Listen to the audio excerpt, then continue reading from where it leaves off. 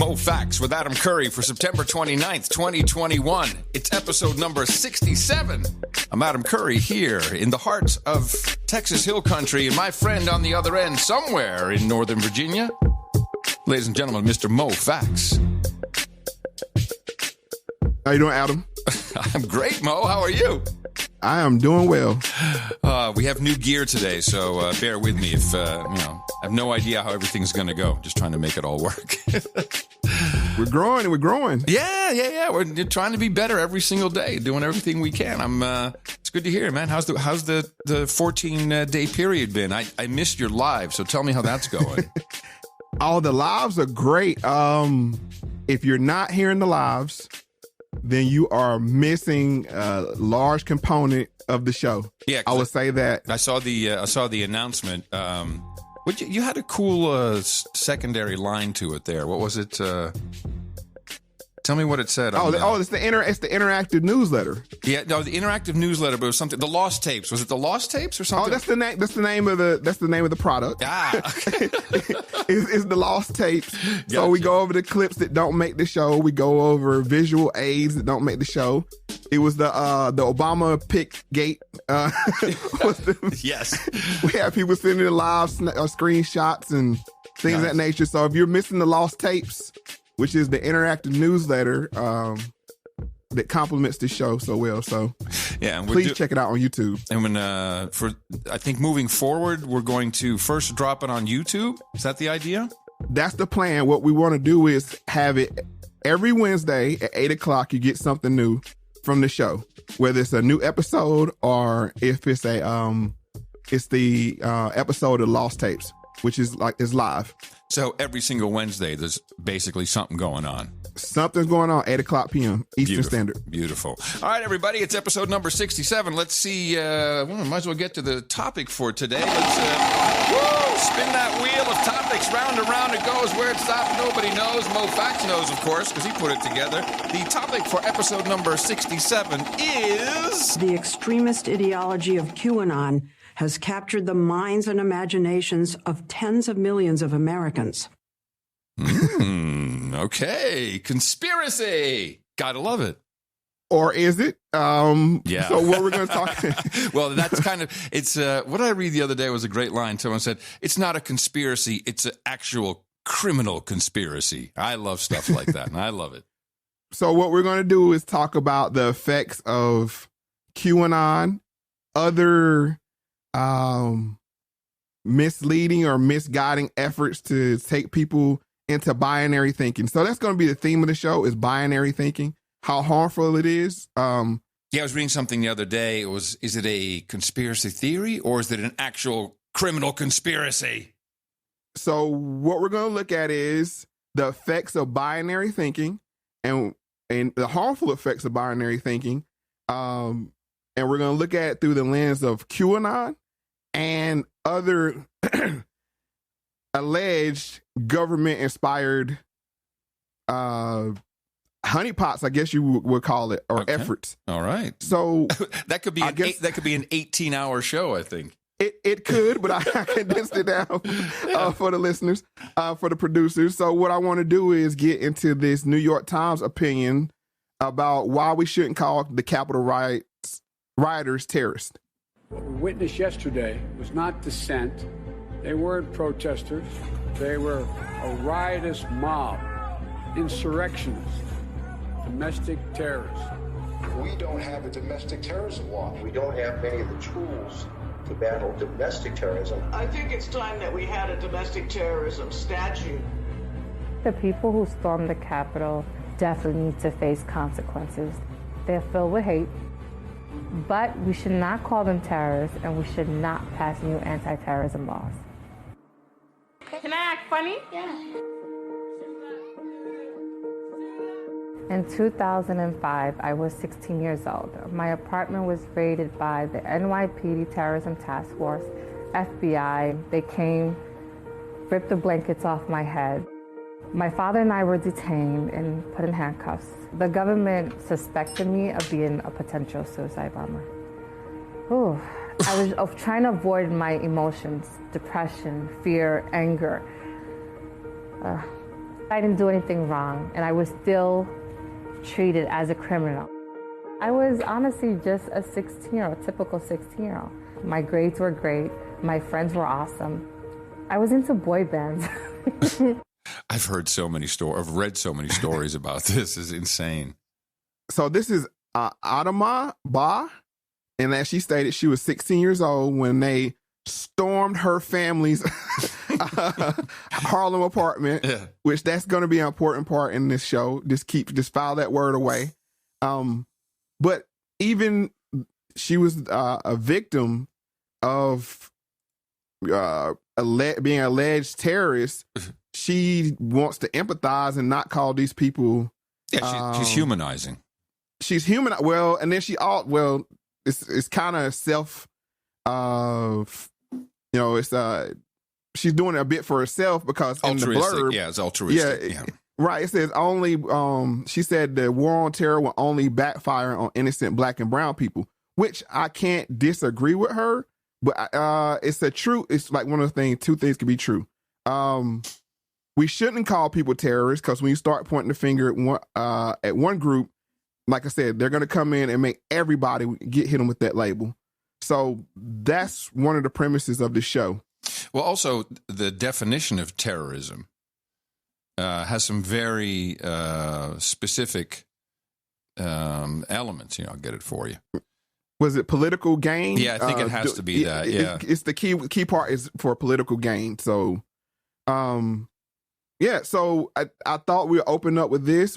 I would want to go back and maybe go through some things that happened around 9/11 because that's what's similar to what's going on now. How we're doing whole swaths of groups as alleged terrorists. Yes, and how it backfires on people. Any questions or? Well, I mean, that's a lot. I know it's a lot. Very, very loaded there. Well, it probably as we go along. Let's see where we wind up. As a teaser, we'll get into one of your favorite wheelhouses, the 6-week cycle. So, good. So I guess we can go ahead and jump into clip number 3. When I hear people say we need to expand on war on terror or we need to make new laws, it's an insult to me because for some reason they found the laws to detain me and accuse me of terrorism. And these people essentially passed the most secured building in the country just fine. History shows that having anti-terrorism laws just affect people like myself. Timothy McVeigh and Terry Nichols, former Army buddies with a grudge against the government, planned the bombing. After the Oklahoma City bombing, President Clinton passed a law giving the FBI more power to go after terrorists. The law didn't go after people that look like the Oklahoma City bomber. From now on, we can quickly expel foreigners who dare to come to America and support terrorist activities. The same thing happened with the Columbine shooting. Mass shootings at school were mostly done by white males. But after the shooting, police presence increased in Black and brown schools. I want to call these white supremacists who stormed the Capitol terrorists, but calling them terrorists just gives law enforcement and other elected officials the ammunition to call peaceful protesters terrorists. People that look like me, who are brown, Muslims, Black, those are the ones who are going to actually be punished. We don't need new laws to deal with white terrorists. The laws are there. It's whether you want to apply to certain people or not. Wow, this is the same young lady? Yes. And how old is she? She's 16? No, she was 16 when they raided her, when they did the raid. Right. I think she's maybe in her mid-20s now. Okay, still. Yeah. I know a lot of mid-20ers who don't talk that intelligently about these things. Right. Well, I did a poor setup of the show, so let me rewind back. I know, like, what is he talking about? The QAnon and okay. There was some recent news that came about with who was in the crowd at the January 6th. Yes. Yeah. Oh, yeah. Yes. And the New York Times reported it. That's why I used the clip from the New York Times to set this up. Yes, and a repeat on September 18th recently. That, of course, exactly right. Mm-hmm. So those two occurrences, that was the genesis for this show to lay it out. And I've been saying this. What she stated was, when you start pointing the finger around, it's going to blow back on everybody, and they're going to be able to blame it. Hit everybody with that label. And what people may not know is when they hit you with that label, a lot of your rights go away. Yes, it's annoying when how that works. Yeah. So that's why it's a big pet peeve of mine when people throw that word around. Yeah. So loosely. So what we got to do now is we got to go back to show 31. Now I believe that was BIE Bay. Yes. And this is a Vice clip, and it's talking about the Black identity extremist. On August 3rd, 2017, the FBI created the Black Identity Extremist Assessment using the Dallas 2016 shooting and 5 other unrelated attacks on police as justification that this movement exists. Black identity extremists now considered a domestic terror threat by the FBI. According to the FBI assessment, it was very likely that these terrorists would target law enforcement officers in retaliation for perceived police violence against African Americans. Due to the assessment classifying the group as a domestic terror organization, the FBI is able to justify any invasive surveillance tactics used in monitoring these targeted individuals. Yeah, this actually goes back to, I do need to mention this. This goes back to post 9/11. Actually, I think this happened, during President Obama's time in office. Yes. A National Defense Authorization Act came out, and there was this whole definition of it was domestic. It wasn't domestic terrorist, but they had all kinds of weird terms. Anyway, it's really easy to call anybody that. Mm-hmm. And that meant that they could roust you, throw a black bag you, and take you to Guantanamo, even if they want to, or surveil you in any kind of manners that kind of circumvent your rights. And what I find most dangerous is the label of conspiracy theorist, kind of gets you on that list, which I've always identified myself as a conspiracy analyst. Yes. I don't create the theories. I only analyze them. Just for anybody out there listening. That's right. For anybody out there listening, I just only analyze them. That's right. But yeah, we're in very dangerous times. I don't want to be alarmist, but No, let's just stop. Of course. I get every day 15 emails from people who, because of their government, have to leave their job. That by itself, forget calling someone a domestic terrorist, that's the power that is now on the table. It's out of control. It definitely is. And like I always say, it starts with us. So no one stood up, and when they were throwing this label around. Now, I had some questions about this Gorilla mainframe, the name of it, how Vice covered it. Mm-hmm. And it just and the way this whole piece was set up by Vice, I found it troubling. Please go listen to episode 31. It was some fascinating things in there about the shooters that inspired this label down in Baton Rouge and Dallas, with gang stalking and those kind of things. So, it's the only thing I can say is this is surreal. I don't think we felt like this in 9/11 because it was an us and them kind of thing. Yeah. It was like, do what you need to do, and now we're partly to blame. Now it's us and our neighbor and what? It could be anybody. I think that's the point. I mean, I've become very cynical now.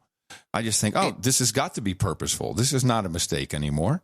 Yeah, and as you said, people are losing their jobs every day, and will that inspire people to take action? I don't want to put that out in the universe, but just it definitely can be some weird things that happen. And I'm looking at Tennessee. I'm still doing my homework on that one, but it's some definite raw material they can use to lock down even more on questioning authority. And I have a real issue with that because I've been following this for a long time. So let's go ahead and get to that second throwback clip from this piece, and we'll move along with the show. There's this perception that the government promotes that we are in a stage of critical emergency because of terrorism. Mm-hmm. And that's because they get more power. And in order to retain that power, they need to find more terrorists. One of the most outspoken critics of the Black Identity Extremist assessment is Michael German, a former FBI agent who did undercover work on white supremacists and right-wing militias in the 90s. He's now a fellow for the Brennan Center for Justice. What incentive do you believe that the FBI has to make a label like Black Identity Extremist? A person cannot be targeted for investigation based solely on First Amendment activity. Wow. So by creating this Black Identity Extremism movement, they can use that as the justification to then target any activist or any black person who is protesting police violence. One of my problems with this kind of intelligence report is these are 6 disparate acts of violence that they try to mold into a movement. There was really nothing connecting them except the fact that they killed police officers and the fact that they were black. Yeah.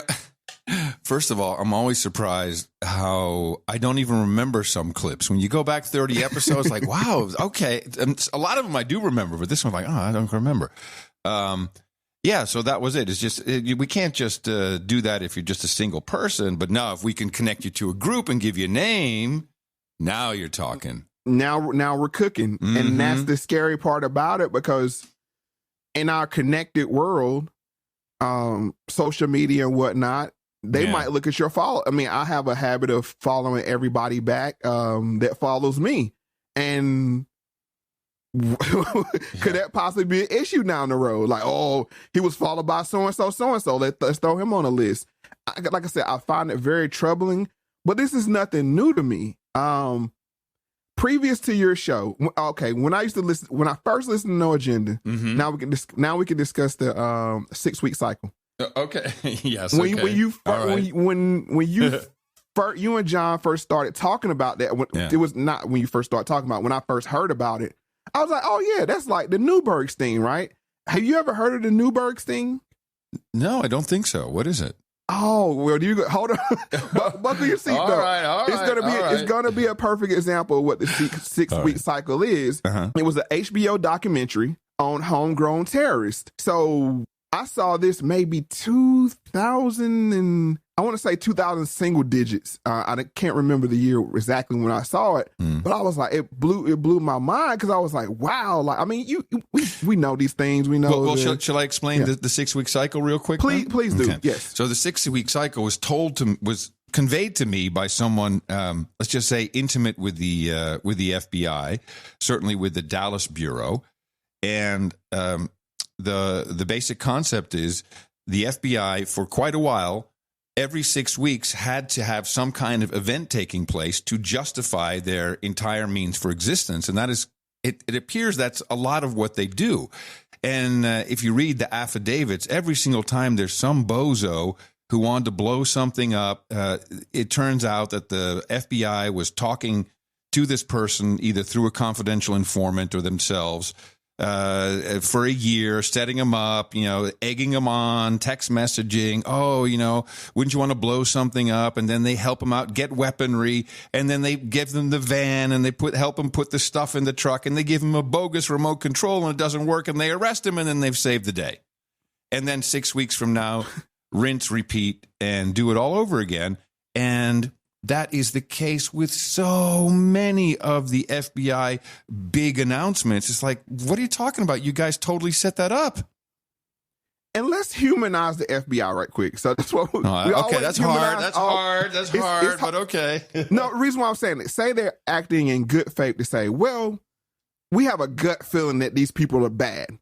So before they do something bad, let's be proactive and walk them into a trap.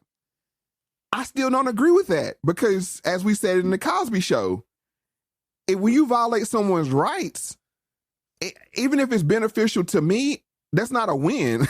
Oh, no. I mean, it's disgusting, because instead what they should be doing is saying, hey, son, you seem a little radicalized, cut that shit out. Maybe you should talk to somebody, and we've got our eye on you. Instead, they absolutely egg them on. It's one of the most disgusting things, and no one ever discusses it. I guess mainstream never looks at the affidavits. I mean, it's all there. Well, get your barf bag and go ahead and start number 6. All right. Welcome back. A new documentary premiered on HBO this week called The Newburgh Sting. Now, it focuses on the FBI investigation and conviction of 4 men from Newburgh, New York, for plotting an act of domestic terrorism. But was the sting really a setup, and were the men more guilty of simple greed and idiocy than actual terrorism? Now, I spoke with co-director David Heilbronner about his findings. I remember covering this story at the time, and I remember what seemed to be an endless amount of squad cars, the SWAT teams, the aerial footage, and at the time, it was Exhibit A in busting up a terror ring, and no politician within an area code couldn't have fought to get in front of the cameras to talk about how they just busted up an imminent threat at the time. But the more you read into it, I remember at the time, you started to say to yourself, well, wait a second, wasn't this the gang that couldn't shoot straight? And now you look at it in this... Yeah, exactly. Wait a minute. Weren't those the guys who couldn't do anything? Yeah. So when I heard you first mention this on the show, this is what popped in my head, the Newburgh Sting. And it was like, exactly. So that's what drew me in even more to the No Agenda show. But it's what we see now. A lot of those people at 1-6, I know right now people are rolling their eyes like, why is he trying to humanize? Because it's gonna happen to both sides. These things don't happen in a vacuum. It's gonna happen. We saw black BIEs came first.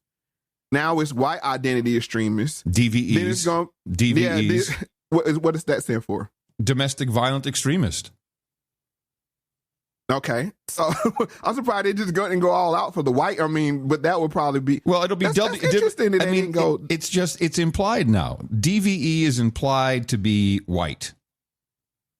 That's interesting. They didn't go all full. You're saying full hog on that one. Not yet. There's time left, I'm sure. Well, domestic opens up. I mean, domestic opens up to any nationalist. Yeah. So I mean, no matter of race.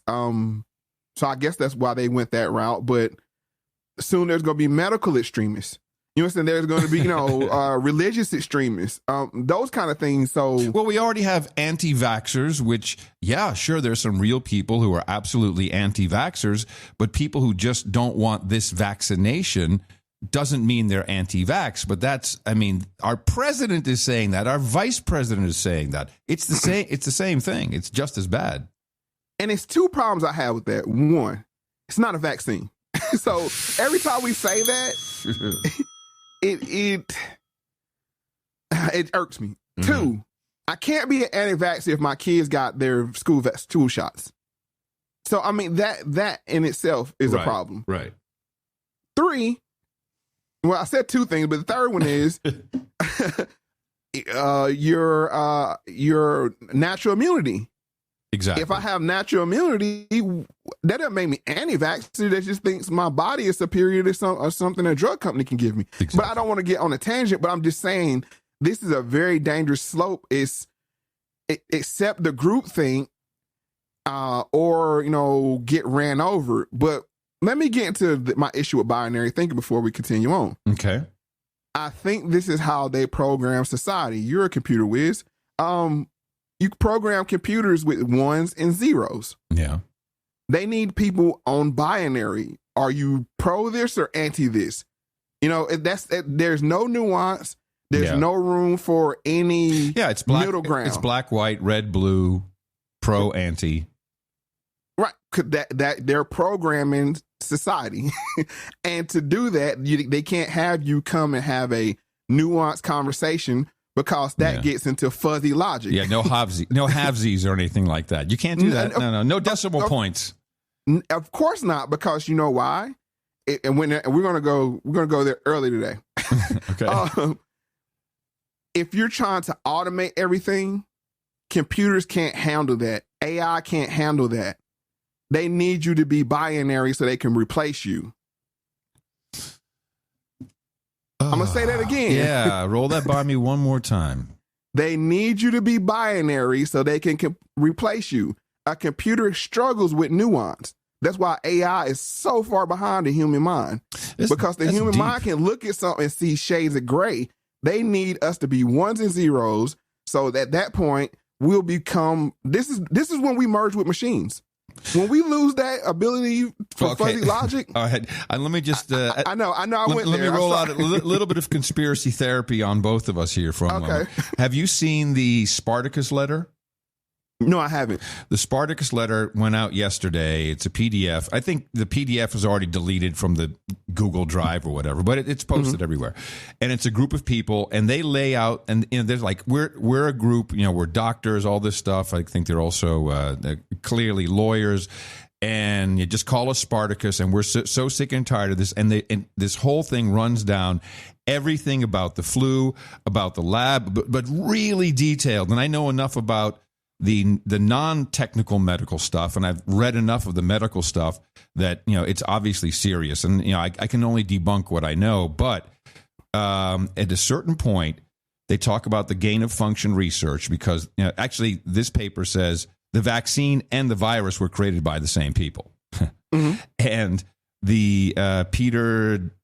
It was EcoHealth Alliance or whatever, Peter Daszak, and they hired some other mofos. Bottom line is that guy who was responsible for a large part of the mRNA vaccine for Moderna or BioNTech, he is deeply involved with another company which is literally interfacing wire electrodes onto the brain. The same stuff Elon Musk is doing, only I think these guys are actually a little bit further. Right. So instead of stepping up their technology, they dumb down the human to binary decisions. Or prepared the human with an interface. I mean, if it's true, some of the stuff I've been reading, if any of that is true, like the graphene oxide, I mean, it sounds like a huge conspiracy theory, everybody, but you know what I'm saying is, if you want to merge a human brain with a computer, it's only two choices the way they can communicate with each other. Well, and I know. Hold on. Unless it's quantum. If it's quantum, that changes. But that's neither here nor there. Your point of binary is easier. It's easier to make people dumber, to make technology smarter. True. That's what they're banking on. It's like, oh yeah, you know what I'm saying? Let's dumb down the human brain to binary ones and zeros, and then when we merge them with computers, or I mean, when I'm saying merging with computers. That's even nudging. I'm not even going to the whole transhumanism thing yet. I'm just saying when you want to control society, it's make it. Notice the things they give us. Do you wash the back of your dish or no? Do you wash your legs or no? I mean, local news is full of these yes and no poll questions, right? that are programming us to think in yes or no circumstances and not let me think about that for a minute. There could be nuance to that conversation. No. They don't want that. But we'll be here for all night if we go there. But that's what this is the premise of this show, is to combat against binary thinking. And we're going somewhere. But let's get back to the Newberg Sting 2. Now you look at it in this film, and I want to play the first clip about what the original intentions of the group were, and then you can give us some context on it. This clip is, again, from some of the participants early on in the process and just how far they were willing to go at that point. Let's play the first clip. David Williams comes in, and Shahed Hussein says, let's go to the airport at Stewart Air Force Base. So they drive up to the airport and they look at the planes.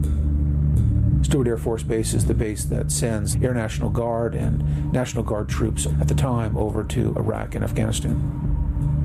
And Shahed Hussein says, we should blow up one of these. How do you blow up one of these? Well, I can get you a missile. Help us out. Give a little context. The informant that we're talking, Mr. Hussein here, he went out of his way to recruit these guys. Give an idea, if you could, for our audience, where he found them and how this quickly began an idea of, all right, let's try and destroy property, into obviously what we saw in that arrest of May 2009. Sure. I mean, let me set the scene right off the bat, which is this took place in the town of Newburgh, New York, and I don't know how many of your viewers know Newburgh, but it's an impoverished town. Probably 30% unemployment. Most of the houses are boarded up. It's someone once referred to it as Camden, New Jersey on the Hudson. And into this destitute community comes a man who's on the FBI payroll, who's on the lam. He himself is on the lam from committing fraud at a DMV office in Albany. And the FBI says to him, if you can bring us terrorists, we'll pay you. And if you can get convictions, we'll give you a bonus. No, Oh, there you go. This FBI, man, those guys are great. Just bring them on in. If you could refer a friend to terrorism, and you get $50. I mean, what a bargain! But the reason why I'm bringing people like, why are you going back? Because we all were victim to this around 9/11. It's like, go kill brown people. Yeah, they crashed our buildings.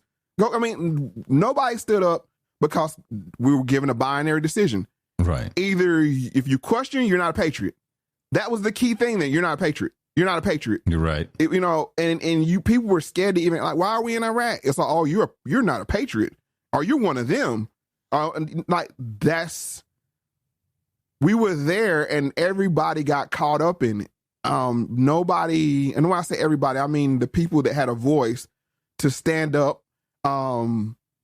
You saw all the, that's when the jets started flying over football stadiums, and we became this militaristic, juggernaut. Well, we kind of already were a militaristic juggernaut, but but it was also, I've been around long enough. That's how America tries to heal, and I think that was the last time that will ever work. And it didn't really work that long either. There's so much coming out. People remember all the lies, and it's in an odd way. It's good because we have to recognize what the truth is. But it's so uniquely American. The bombs bursting in air, the jets flying by.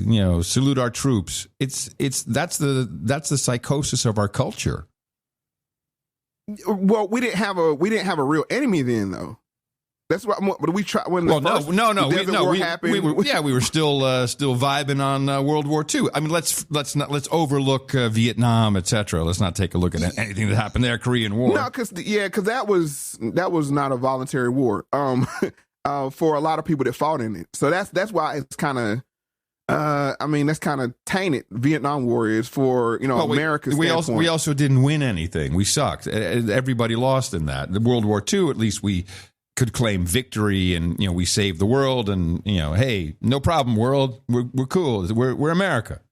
And then the first Desert Storm was over so fast. We had to create like the generals for the Harlem Globetrotters, right? It's like, okay, we need more. Yeah. So that's what happened, and we all got caught up in it. Seriously, and remember the yellow ribbons and those kind of things. It's nothing against the troops, and that's not what I'm saying. What I'm saying is we got caught up in revenge, and somebody had to pay, and somebody had to be to blame. That when things like the Newburgh sting happened, nobody questioned it. It was just like, oh yeah, they're right at home. They're right next door. Give the apparatus more money or more power. And what I'm saying is I'm drawing a parallel to what's going on now. Mm-hmm. When you look at what happened January 6th,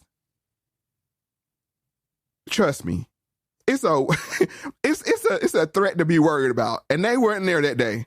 I'm just gonna say it like that. Oh, absolutely. I mean, I don't know if I'm moving ahead of anything, but the leader of the Oath Keepers, he's not even named in any indictment. He's just person number one, even though he clearly should be indicted along with everybody else under the same, equal handling.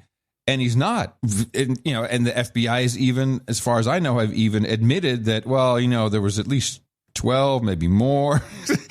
We're not going to prosecute anybody over there from that group just in case, it turns out bad that it was FBI. And there's all kinds of, there's a lot of circumstantial and video evidence of the FBI being agents provocateurs. And this wouldn't have been a show, but I think you said it's September 18th. I don't remember the date. The one that happened recently. Yeah. The media's frustration with it. It's like they didn't show up, and it got to the point.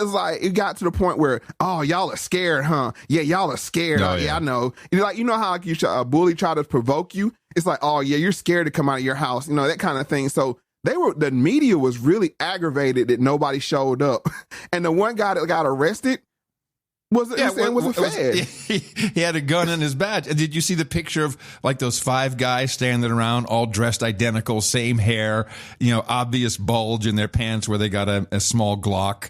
It was total FBI, the same watches. Oh, okay, boys. And we're seeing the same thing in Afghanistan. I saw a picture of that it was like 3 guys walking, and like one guy had perfect trigger control, and like the new Taliban. Yeah, the new Taliban is all indexing properly. Oh yeah, it's the new guys. They know how to do it. All of a sudden, it's didn't take much training. They just figured it out. Good to go. Yeah. So I'm just saying we're seeing all this, but I think the people are wising up to it, and it's frustrating the media because they don't have the power that they used to. Because if you had the alternate, and I hate that word, but the alt media or the alternative media or non-mainstream media, then it would have been quickly called out. But they're being derailed by another narrative, and they're throwing a tantrum, which worries me. That worries me more than anything, because when they start to throw a tantrum, it's very problematic. So I guess we can get into the third Newberg clip. So this man is Shahed Hussein, and he comes to Newburgh looking for terrorists. And he spends months hanging out at the local mosque, not finding anybody, until one day he crosses the path of the local blowhard, James Cromedy. Cromedy is a low-level marijuana dealer whose only means of employment is he's a night clerk at Walmart, makes about $14,000 a year. And Cromedy will say anything. Cromedy bragged to Shahed Hussein about blowing up police stations. He bragged to him about committing murders, none of which he did. If the FBI had bothered to check, they would see that the guy is just, he's like Jackie Gleason from The Honeymooners, if that dates me a little bit. But he's a big talker. But Shahed Hussein goes, hey, I've got someone who might actually go along with this. So Hussein pursues Cromedy for months and says, we need more people. We need more bodies. Come on, let's get a conspiracy going. Cromedy can't find anybody. And Hussein eventually, when Cromedy just craps out on him, nothing seems to be happening, Hussein says, listen, I can get you $250,000. We can take trips all over the country when this is done. I can get you cars. I can buy you a barbershop. James Cromedy all of a sudden gets really interested and brings in 3 guys from Newburgh. First of all, $250,000. Usually informants are authorized up to $5,000. So how all of a sudden, he did a multiple of 50 times this, I guess, is part of the question. He said that was code. I never figured that one out throughout the process. But it also turns out that Hussein didn't record everything. So at the end of the day, those blanks in this really have to be filled in by the feds to, in effect, take Hussein's word for it. I can't believe I missed this whole thing. I never heard of this. Oh, and I forgot to tell you, they were all black guys. Oh, no, I figured that, of course. Yeah. No, I was going to say, so, but that's the weird thing about it was it didn't get the media coverage at all. I think it was so poorly put together that they were like, let's just take our win and go home. Like, we don't want to. Especially like, hey, we need a conspiracy here. Let's cook one up, brothers. Let's do it. Yeah. So I mean, it's just fascinating that, like I said, you blew my mind when I first heard about the 6-week cycle, but I had knew about this story and I knew about past history that we're going to get into a little later of events like this happening. That it's just it's scary what it is that you can go into poor neighborhoods and throw around $250,000 to a guy that makes $14,000 a year, and you don't think he's going to bite on it, even if his intentions are like, I was going to say, I don't really want to do it, but you got me. You got me. It's better than podcasting. I mean, come on. It's like, yeah, you get anyone's attention. It's amazing. So now we're going to go over to the Muslim Public Affairs Council, the MPAC, and they do their own coverage on the Newberg thing. We have breaking news. The FBI says it has thwarted a terror plot. We targeted 4 individuals that planned and schemed to bomb 2 Jewish facilities here in the Bronx, and also to take down a military aircraft up at the Stewart Airport. They stated that they wanted to commit jihad. Prosecutors described the suspects as extremely violent men who embraced every opportunity for terrorism. Investigators say the 4 Muslim men met in prison and hatched the terrorist plot at a local mosque. I remember he was sitting right over here on that side, and there was the table here, and he made his statements that a woman should not be seen or heard. And it was like, is this how he introduced himself to us? He's going to tell us women should not be seen or heard? He would ask about jihad. He would ask about holy war. I did tell different individuals, I said, stay the hell away from him. Some ain't right about it. He hung around long enough to be able to get somebody to buy into his plot. To someone like Mr.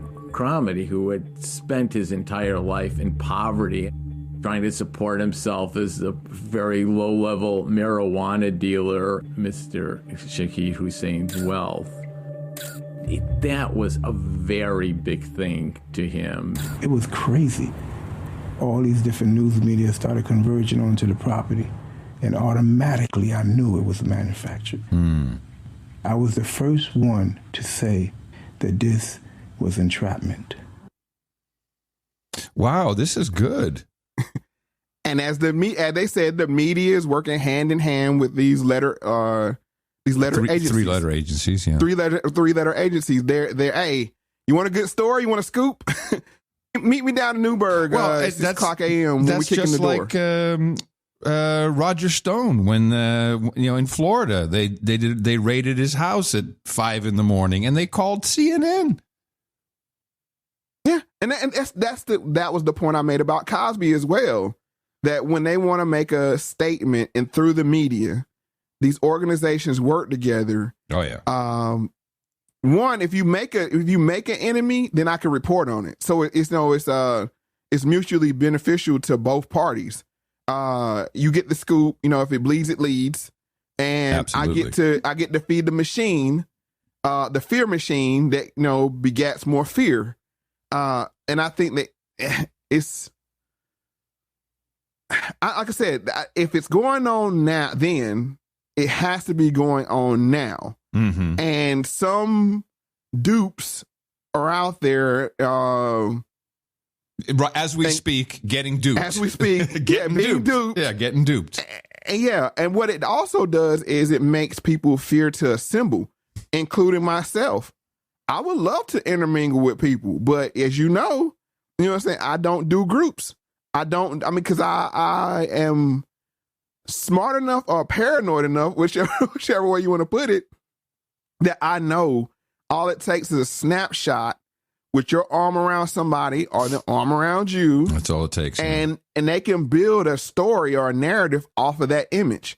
Like, oh, look at them, look at this guy. Look, Moe Factz with this guy over here. And I don't know him from a can of paint, but there you have it, and you shouldn't have to live like that. But this is the oppression of fear. Yeah, and you're right. It's for everybody. The color doesn't mean much, although DVEs, man, it's really white guys. There's no black people there. Nuh-uh. Well, I'm gonna say it like this: if they can make Larry Elder white supremacist, they can easily make a black guy. He was the black face of white supremacy. That was the line. Yeah, beautiful. Right. How insane can you be? If they can do that and the media report that with a straight face, and like I said, I have my issues with some of the takes Larry Elder has, but if they can make people believe that, they can easily make you a black man into a DVE. So let's get into the final clip from the Impact. The government made this movie, and I believe it. Except I know how the movie's made. The arrest itself was a well-staged event. I think Hollywood would have been quite proud. Everything was designed so that every newspaper in New York could say the FBI made a big arrest. It's the best press. Standing next to the really bad guy when you caught him before there's a crime. Everybody wants to say, I saved America. The mood within the FBI after 9/11 was that the rules don't apply anymore. But the one message that was clear, and for me and the other FBI executives at the time, it was there will be no tolerance for another terrorist attack in this country under any circumstances.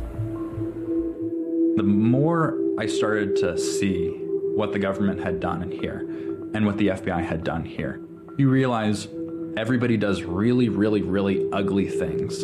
And once you see something like that, you can't unsee it. There could be people there. Like, you don't hurt nobody. Somebody could be on that plane cleaning planes or something. Yeah. You know what I'm saying?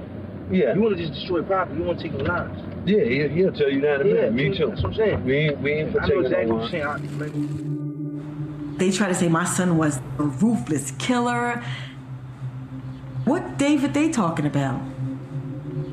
Then when I found out how devious the government really is, and then he was like, well, your son's a terrorist. I said, no, you're the terrorist. When you go home and look in the mirror, you created this whole scene.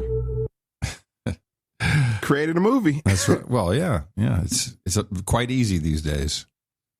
And now that you don't need all you need is some footage from a cell phone camera, and you could use social media, it's even more dangerous because you could take any angle from any scene and make it look like you want to make it look, and make people out to be the bad guy. And then any news story, you throw a couple thousand bots against it. And John and I have always said the internet made it, didn't really make it better for freedom and free speech. It made it that much easier for the government to propagandize. That's true, but I had to push back against that because it put us on equal footing. Well, that's okay. Pushing back to your pushback. Uh-huh. If you go look at the 2009 or something, 2008 or 2009 Time magazine, Zuckerberg was Man of the Year.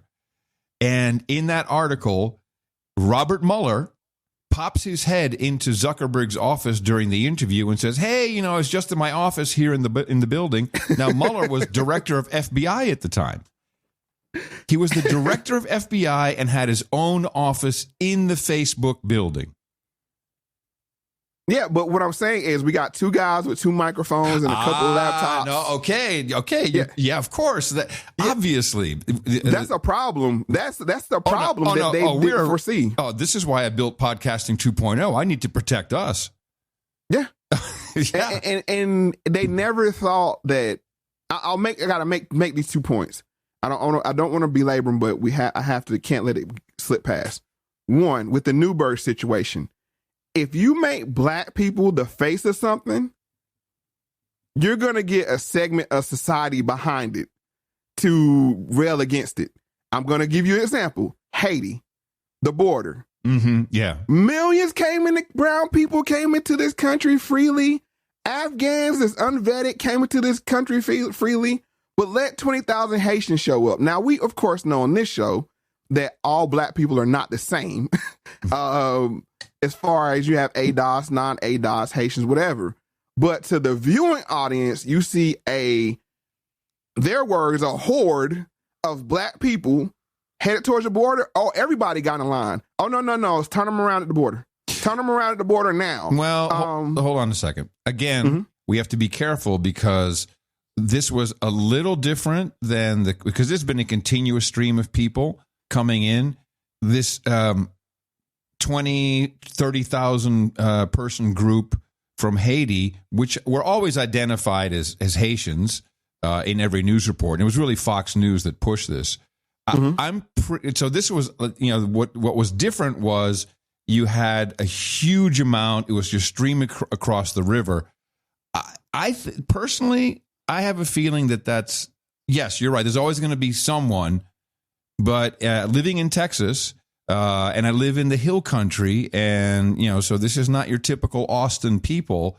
They really are more angry about just the fact that it's happening than who it is. Is there going to be a contingent? Yes, but it's. I don't really feel it like that. No, the Texans were like, stop everybody. You know what I'm saying? I'm even pro strong border. The point I'm making is if you want to stop. Say, okay, now I'm about to get I don't do conspiracies, but let's just say, for instance, that you want to stop illegal immigration. Say, dang, we blew out the border. How do we stop it? Right. Send 20,000 blacks to the border. If we stop them, we can stop everybody. Because the view of, and I'm just telling you, because the same thing with the Newberg case. When you make black people the face of something, it's a little more scary to a certain segment of society. Now, people on the border, even myself, I'm like, nobody should come here with saying the wrong way. You know, I'm pro strong border because that's more competition, unfair competition is introduced to the, you know, into the ecosystem of our economy. But what I'm just saying is the optics of it scares the crap. I don't know why. I do know why, but I don't know why.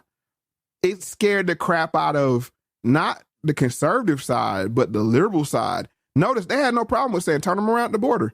And and I'm gonna say this: who lives under a bridge? A person without a home. That was symbolic. Oh no, you don't have a home here. Turn them around. That's just my view of it. Mm-hmm. Like I said, you can push back on it, but that's how it was perceived to me. Yeah, I don't have any evidence one way or the other. Just what's around me, and in this particular case, now when it's brown people, I think that it's more prevalent because it's fucking Mexicans are coming. Even though they're from completely different countries. Just this one particular case, I'm not so sure. I mean, you clearly have a different experience. It's been so pushed that this is Haiti, and it's Haitians, and the M5M is lying about them coming from their earthquake country. So there's a lot of focus to make it softer in a way, is what I'm feeling.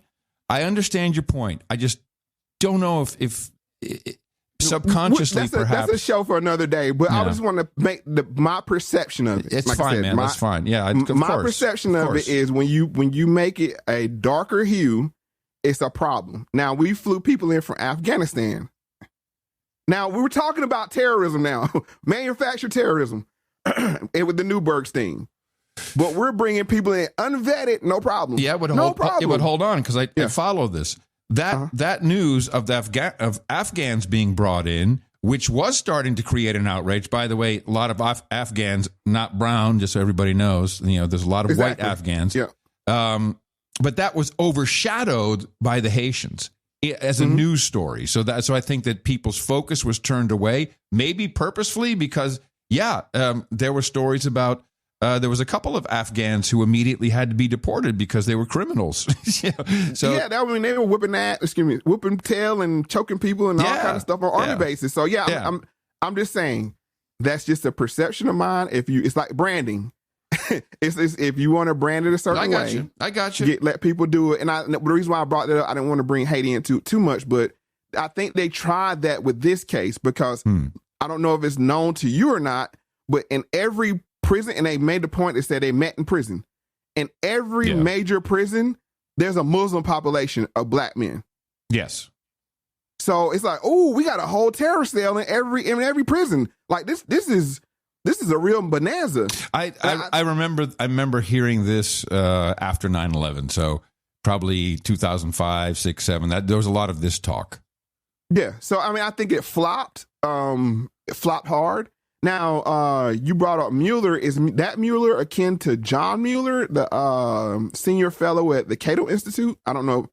If he is or not. I don't know. But I have a clip of John Mueller speaking on the Newburgh sting. Yeah, what I've been doing is a set of case studies that Ben mentioned, which are of every case since 9/11 in which there has been an Islamist terrorist who has apparently tried to do damage within the United States. This would include not only terrorists in the United States, like the Hamburg people, by the Newburgh people, but also the people like the shoe bomber and so forth, people who are based overseas. So there's now 70 cases, and there's a flyer out there if you didn't pick it up.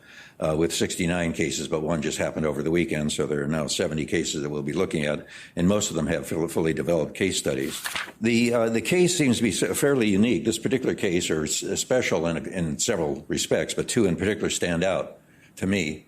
One is the first time the FBI actually went to actually have them push the button. Previously, when they had informants, by the way, of the 70 cases or so, more than half of them have informants, people working in the plot, not just looking at it from outside, surveilling it, but actually looking within the plot. And of the 19 cases since 2010 or so, the 19 cases in this decade, 15 of them have been types with an informant working inside. At any rate, in the early days, they're basically just getting information about this guy wants to do something, and then they're trying to bring court cases. Then it got closer to actually giving them weapons or having to take weapons. My God, this is a great explanation of the entire 6-week cycle concept. This is fantastic. Like you said, and I didn't lead you. That's why I let you speak about pushing the button. But this is one of the first cases on record where it's like, oh, we got to get them at the scene, right? Actually pressing the button, because it's getting harder and harder to try these cases where it's just an alleged attack. This was thwarted. Is the word they like to use. This was thwarted. Robert Mueller has 4 younger sisters, no brothers. So all right, different really. Mueller. Yeah, different one. All right, so I guess we can get back into the second clip, or John. It turns out the government did absolutely everything that the defense predicted in its previous motion to dismiss this indictment. The government indisputably manufactured the crimes of which this defendants stand convicted, and they did all the details. There's not the slightest doubt in my mind that James Cromartie could never have dreamed up the scenario which he actually became involved in. And if by some chance he did, he would not have had the slightest idea of how to make it happen. I believe beyond a shadow of a doubt, which is extreme, not vague doubt, but beyond a shadow of a doubt, that there would never have been a crime here except the government instigated it, planned it, and brought it to fruition. She also points out a couple of ingenious things that the government did do. One was they basically made it so that these guys would get their weapons in Connecticut. So that made it a federal case because they went outside of New York. And the other thing they did was essentially pursue the idea of bombing with a Stinger missile, shooting a plane which was presumably on the ground with nobody in it. If it was flying, these guys would never in a million years be able to hit it. They probably couldn't hit it even if they're standing right next to it on the ground. But at any rate, she then basically, they did this Stinger missile thing, which, as pointed out earlier, it comes with a minimum 25-year sentence if you try to take down an airplane or planning to do it. So in many respects, the government made that happen, because they didn't have to do the Stinger missile. They could have done something else, like blowing up a bridge or something like it was originally there. Cromartie was incapable of committing an act of terrorism on his own, and the informant was a prime mover, instigator of all the criminal activity. I remember this now. I totally remember this with the Stinger missiles. Yeah, I think they were doing that at LaGuardia or something. I think it was an Air Force base, if I'm not mistaken. But maybe. It's possible. Yes, I remember this. Yeah, so that's the whole point. And then they also had to sprinkle in and synagogues. So, they had to throw that in there. Of course. Yeah. On the way to the airport, we're going to knock off a couple of synagogues while it's at it to get certain people alarmed and power. So, I mean. It's like a dog whistle. Pay attention. Right. So we all know what that we're saying equates to when they throw the synagogues in there. But yeah, I mean this John Mueller, he said this is the first time that they had people on the inside working. Well, obviously he didn't know Darthard Perry, which this is a throwback clip from 41, just about, and it was this interview aired in 1980, and he did most of his actions in the late 60s, in the 70s. Ex FBI informant talks infiltration. In the summer of 1978, I interviewed a man who worked as an informer for the FBI during the 1960s. His name is Darthard Perry, also known as Ed Riggs, also known as Bill Perry, also known as Othello. How were you paid? The pay was always in cash. Cash, and you would sign a card. It would go like this. A rendezvous or a drop-off point would be picked out either by yourself or the agent. You would meet the agent there. Usually it would be in a vehicle. You get in the vehicle, he would hand you the money. He would tell you first to count the money. He would tell you the amount while you counted it.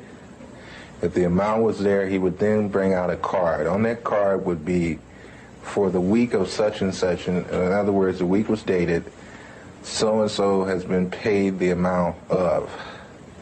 Then you would sign the card, and then the agent would sign the card. The reason for this is that if all of a sudden the IRS became very interested about where you were getting all this extra money from, you could always tell them to go back to the Bureau, and the Bureau would have your cards on file. Gotta get those W-2s. Yeah. Oh, yeah. Oh, my goodness. So this was going on in the 60s, of course, with COINTELPRO and those things. And this guy was setting fires and intermingling with. Can you imagine how sophisticated this stuff is now, considering how long they've been pulling these scams? Yeah, but I think it works because it's not sophisticated. It's poor people cash. You can get into places that we can't. And that's the nuance we're talking about that humans have, that, even with technology, it's limitations, right? Yeah. It's certain limitations that you can't, if somebody approaches you online, it's a little different when somebody approaches you in person, right? That's why these people are so valuable to these 3-letter agencies. Right. So, yeah. So you hear, you heard him say it himself. So let's get into the second part of this clip. Were there such things as bonuses? Oh, yes. What were they paid for? Bonuses were paid for, suppose while you were meeting with, or you were at a meeting with Bobby Seals, Chulai of the Red Army happened to come to the meeting too, which is something which would be a new development. That's bonus time. In other words, a hot piece of information. Hot piece, very hot piece. Did you ever suffer pangs of conscience? Quite a few times. Quite a few times. I still suffer pangs of conscience. I suffer from the fact that a lot of people trusted me and I misused that trust. I suffer from the fact that a lot of information that I gave out was the undoing of certain groups or certain people. Sound familiar? Wow. Welcome to the bottom, folks. DVEs, welcome to the bottom. As you always say, it's you first. You just hold the door open. Here we are, everybody. This is the wrong door. This is the wrong door you want to go through. You don't want to go through this door because, as we saw with the Proud Boys, they had the leader who was an Afro-Latino. He was working with the feds, allegedly. Right. And they brought him in like right before he couldn't be at the 1-6 protest. They're like, oh, no, we found you with some kind of magazines or something. We're taking you out the game, that kind of thing. And like I said, we saw this with the mob. We saw this with all kind of groups, either political or just criminal, with these infiltrators. And like I said, I just want to humanize because maybe they're saying, oh, well, it's for the greater good, but you can't circumvent people's rights. That's my issue with it. Do it the right way. If you want to catch people, do it the right way. But yes, you mean like do it legally, do your job properly, and stop mucking around? Right. Don't infringe on people's rights. I'm big on rights because when I go in the courtroom, I would hope to have all mine protect me. And when I see other people's rights are eroded away, that is a big issue with me, because if you could take that person, even if I don't agree with that person, even if I don't like that person, they should have a fair trial. They shouldn't be entrapped. They shouldn't be, honeypotted or whatever the terms you want to use to get it. I want a clean case, because that's the thing. If I'm not that way, then I'm a hypocrite. To say, I don't like them, so do what you got to do to get them. No, of course. And I think, like I said, I think that's the thinking that was the silver lining of the 9/11 thing. A lot of people felt that way, like, that feels icky, right? You know what I'm saying? Like, that doesn't feel right. Even I understand. I understand 9/11. I understand the buildings or whatever. I mean, just take it surface level. But Iraq? Like, what are we doing in Iraq? I don't make it make sense, but nobody said anything at the time. But I think that shaped out people my age and maybe a little younger. Well, that was two things. That was a lie, of course, but it was Colin Powell, who held up, the vial of anthrax, and then there was the aluminum tubes. That was a New York Times lie. they lied, and Don't drop that yellow cake. Yeah, but it was totally based off of the New York Times reporting, and they just had bad information. I would say they lied, but yeah, Yeah, like I said, that's why we went in. But that shaped the generation of now. Oh, no to kidding. Say it's not fair. I think the general population is more about fairness now than it was just, pro-America, yay. Now, if we want it clean. Like, we want to win. We want a clean win. Mm-hmm. We don't want, we don't want to, like you said, use your word, not want it mucked up. So, now getting back to the black, I got to get back to it because we got to go talk about the Black Panthers. Yeah. That's just, and what they did for gun rights in a negative way. So, just to catch people up, this came from 41 as well. And if it wasn't for the Black Panthers and them being given guns and standing outside a state capitol, then you don't have the gun rights that we have today, or the gun laws, not rights, but the policing of gun rights that we have today. And those guns were supplied by, you guessed it, FBI. Of course. Of course. We begin today's show with explosive new allegations that the man who gave the Black Panther Party some of its first firearms and weapons training was an undercover FBI informant in California. Richard Aoki was an early member of the Panthers and the only Asian American to have a formal position in the party. He was also a member of the Asian American political alliance that was involved in the Third World Liberation Front student strike. The claim that Aoki was informed on his colleagues is based on statements made by a former agent of the FBI in a report obtained by investigative journalist Seth Rosenfeld, author of the new book, Subversives, the FBI's War on Student Radicals and Reagan's Rise to Power. Yeah, so once again, handing out guns for political people. It's like it's the double cross. Here's guns, look scary, so now we can implement what we really want to implement, gun control. So that's my point. It was, I think, the same thing with the Newburgh Sting. It was, here's bombs, here's Stinger missiles. Now we can really clamp down on the domestic, like this was like the real birth of the domestic terrorists, because they were American citizens. Of course. The Newburgh. What year was this again? The Newburgh, I think, like I said, I think that was, I want to say 2008 or something. Yeah. Yes. Okay. So it's, well, they're not over there anymore. They're over here, and they're radicalizing, as we heard, they're radicalizing our American citizens. That's how powerful the narrative was. And the same thing with Richard Aoki. So I think we can skip past what we stopped at 15. Yeah. We don't need to listen to 16, but I want to get 16A, because as we heard on the last show, 66, with the Black Panther Party and what was going on in Baltimore.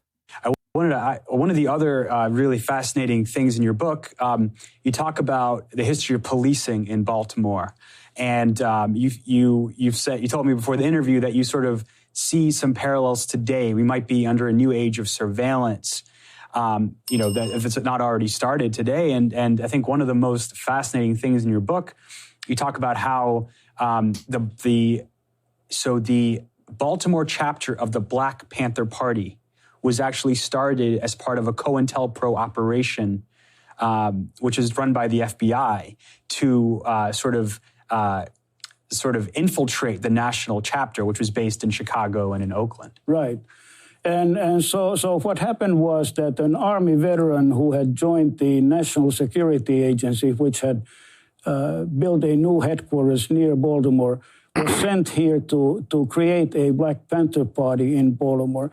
That lasted for about a year, and then he disappeared, only to resurface in Canada as an agent provocateur.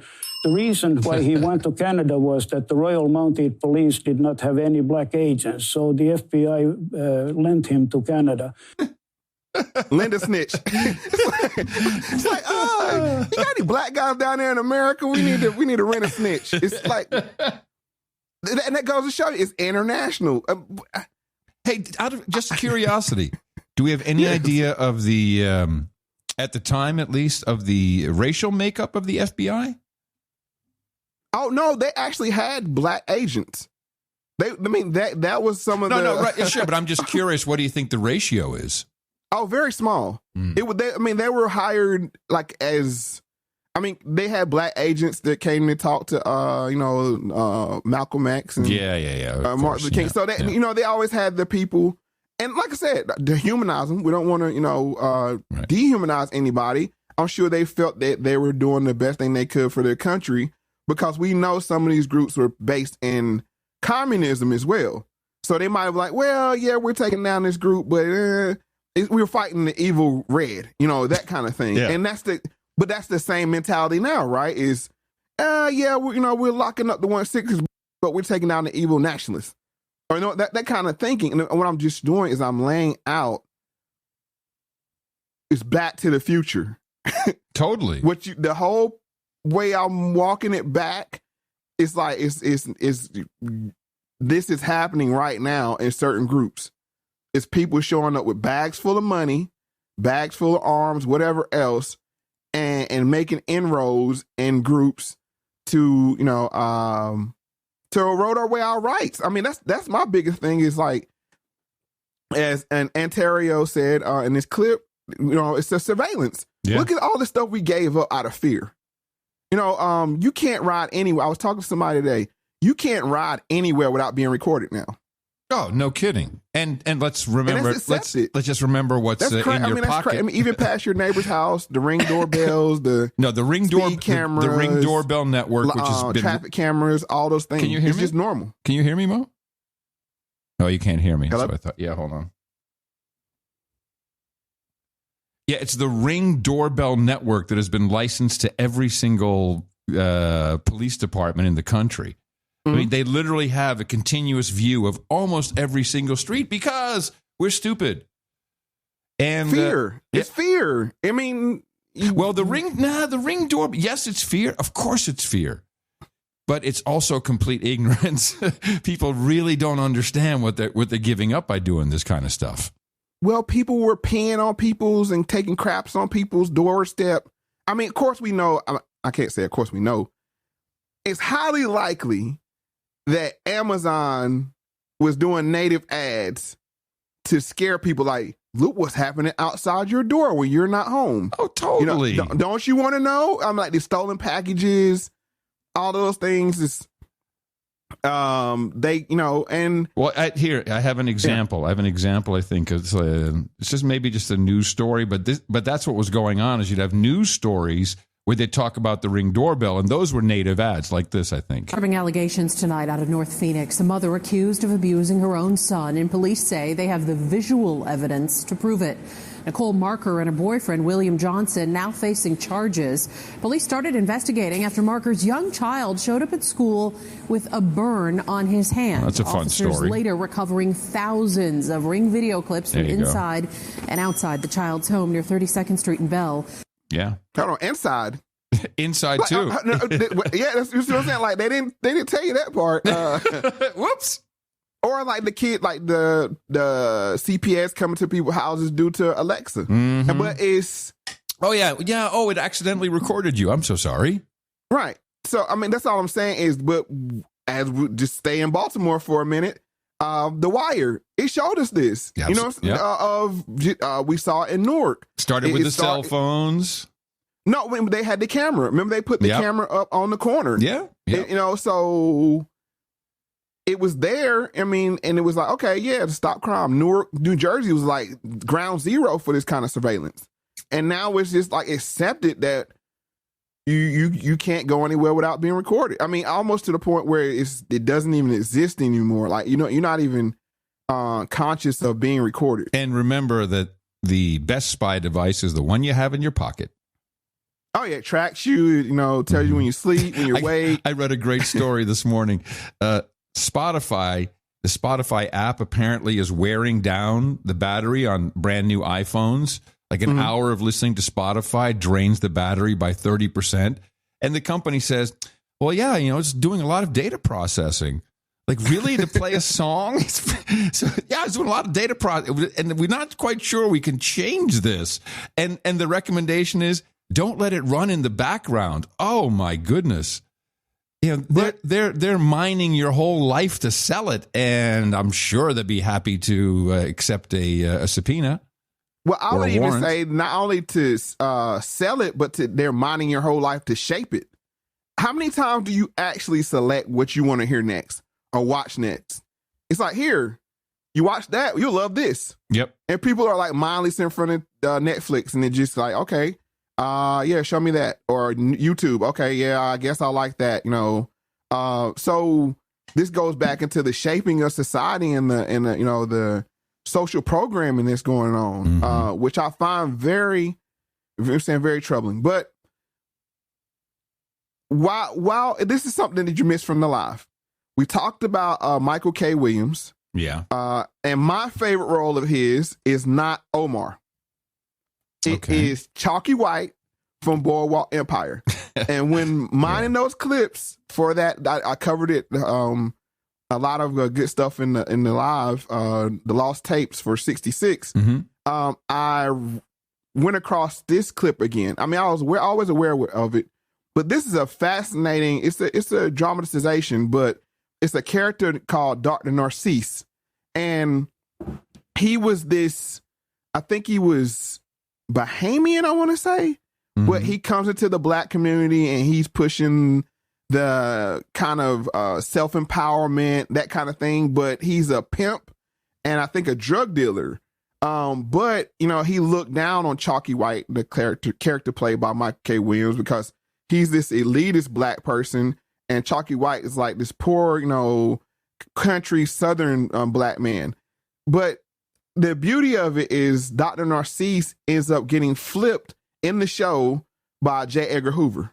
You entered this country through the port of New Orleans in 1898. Is that correct? I beg your pardon. Is that correct? Who are you? The one asking questions. 1898, yes. 26 years in the United States. But you are not a citizen. And that is grounds for detaining me. How? Why would you go on living in a country you don't wish to belong to? The exile does not choose his Babylon. Your compatriot, Garvey, he thinks you should all return to Africa. That would be an oversimplification of his philosophy. What am I missing? I doubt that I could make you to understand. You seem to be a clever fellow. Who do you think gets to decide what the truth is? Truth is what those in power wish it to be. During the course of investigating the seditious activities of Marcus Garvey, James M. Tolliver, special agent with the Bureau of Investigation, was murdered in Atlantic City, New Jersey, by an unidentified colored male. Dr. Valentine Narcisse assisted the Bureau in apprehending the suspect. So we know, as we covered in previous shows, J. Edgar Hoover really had an issue with Marcus Garvey. Well, first we need to remind people, because I think John Fletcher brought it up to me the other day, that J. Edgar Hoover was African American. He was black. Yeah, he was a black. He's a black man. Yeah. This is such a mind-boggling thing if you tell people, like, what? What episode was that, Mo, if anyone wants to go back and check it? Do you remember what that was?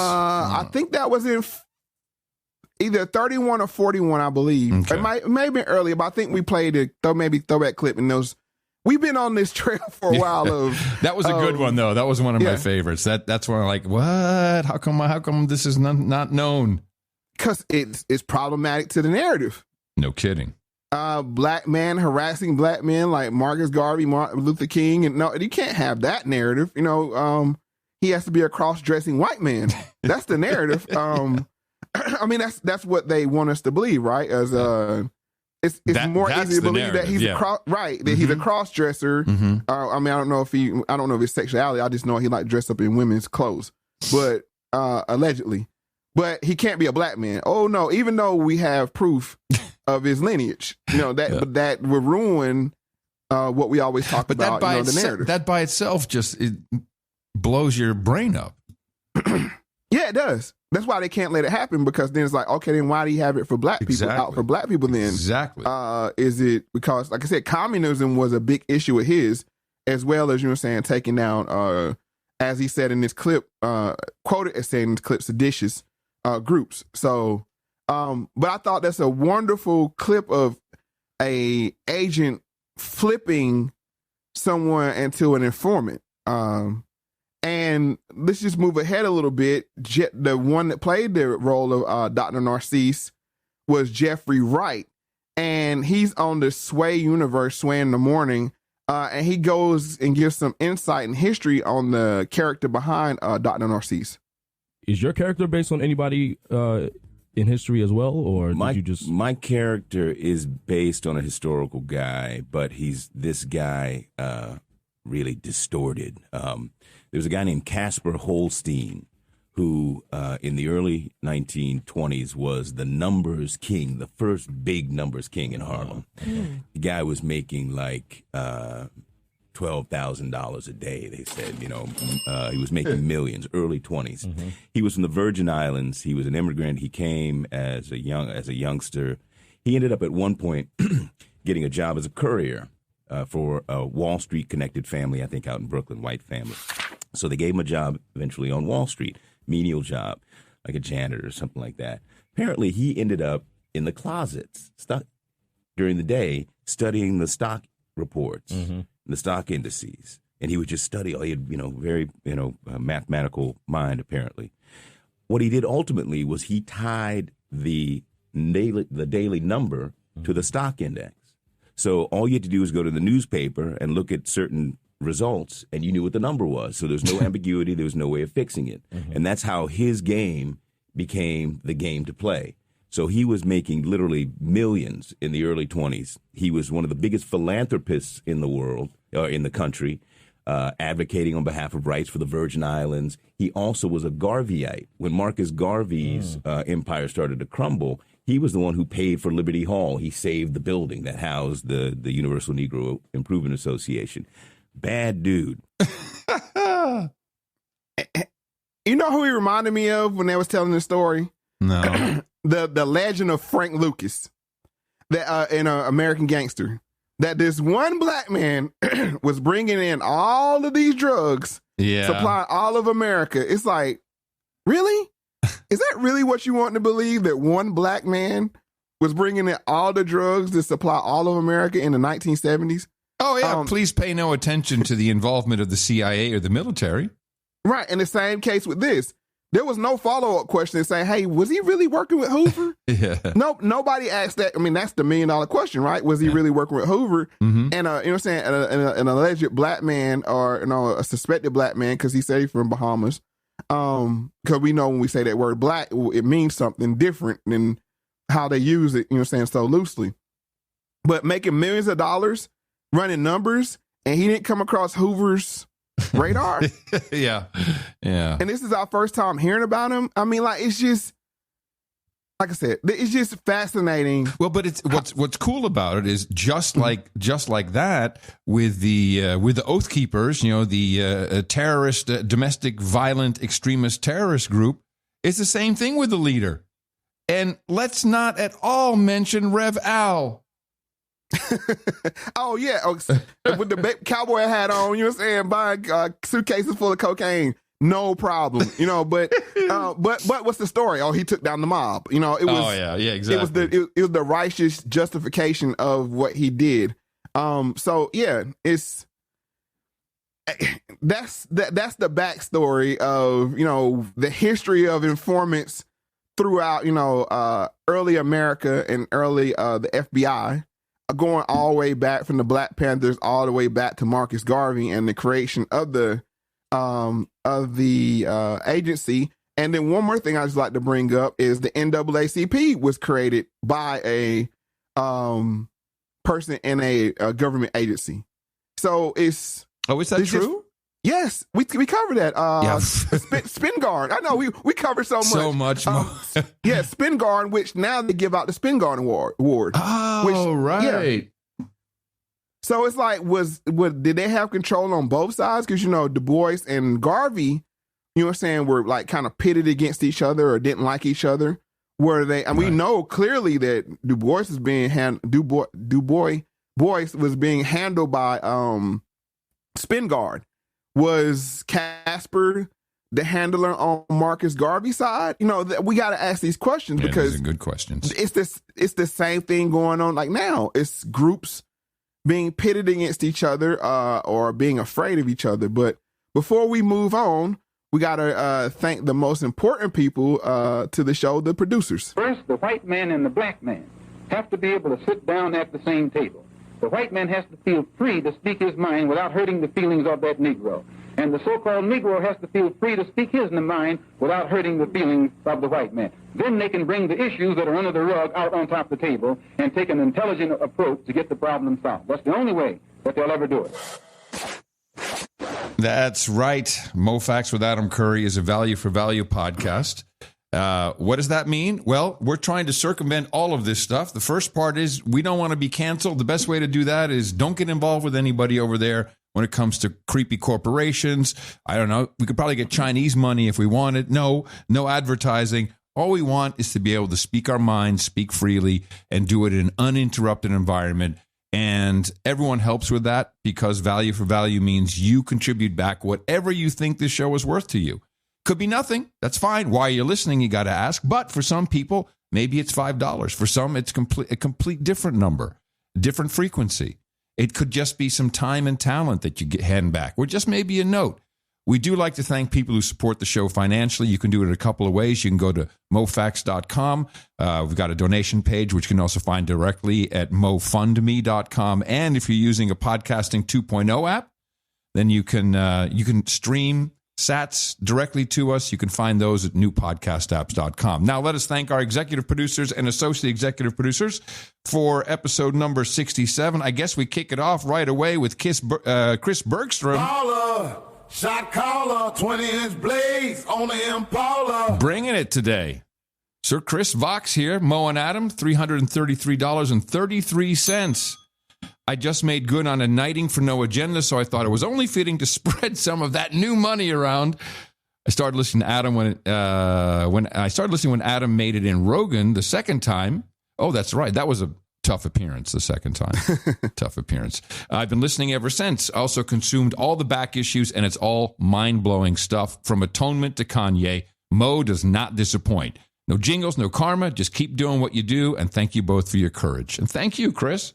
Appreciate that. By the way, Moe, I'm kind of hoping one of these days we'll talk about Donda a bit. Yeah. Of course, we got to have the right backdrop. But yeah, we definitely could. Because I'm hearing. I was going to try to squeeze it in on the potluck, but it just didn't make the cut. But what are you hearing about? I'm hearing good things. I'm hearing really good things. And of course, I also, I listened to it once. It's, this. I like how he gets you into the mind control with track one. I'm just chant at you and see what happens. All right, for a future episode. Fantastic. Next on the list, executive producer Jonathan Drawer? Is that a V? Drawer? I think it's Drawer. Yes, okay. That's how it's spelled. 167. And he says, keep educating, give everybody some Moe karma. We love doing that. You've got Moe karma. Lanvi New. I think it's Nguyen. Nguyen, yes, Nguyen. But no. But wait. She's affectionately known as Tiger Auntie to the show. Oh, and very active on the lives as well. Shall we put Tiger Auntie as the executive producer then, or yes, as please, the title? yes, Tiger Auntie. Okay, taken care of. The Tiger Auntie. The Tiger Auntie. You got it, man. I got to hook up with these lives. That's where all the action is. And we got some cool stuff for that, too, in the coming months with the live. It's all secret. The Tiger Auntie, $150. Thank you, Tiger Auntie. Hi, Mo. I think you'll probably have some knights and dames soon. I want to extend my offer again to assist with the production of the MF Bling. All right. What bling are we getting? Read on. I run an organization that assists artisans, farmers, and traditional makers with the infrastructure and useful education to empower them towards entrepreneurship. After Black Butterfly, I feel good to suggest a design for a butterfly ring for your future dames and a butterfly pin for your future knights that will be large to size up against symbols of other monarchies. Nice. You can refer to our previous works here. I guess she has a and website. she put a link in the YouTube. I didn't want to put it in the spreadsheet because it might mess up. All right. And let Tiger Auntie let us know. I didn't know if you want to share that link or not, but I went and checked it out. Amazing craftsmanship, handmade stuff. It's really, really, really great product. Meet our master artisan who leads the jewelry production. I will donate all costs relating to sourcing, administration, management, and design. Direct artisan cost and material plus shipping would be what the show is responsible for. Here to help, let me know, Tiger Auntie, working through the population of Hanoi Hilton. Hey, I love butterfly pins, and I'll tell you why. Both my grandmother and my mother, every single day of their lives, wore a butterfly pin on their shoulder. Awesome. Yeah. And I love butterflies, too, because out here in the country of Virginia, we have tons of them.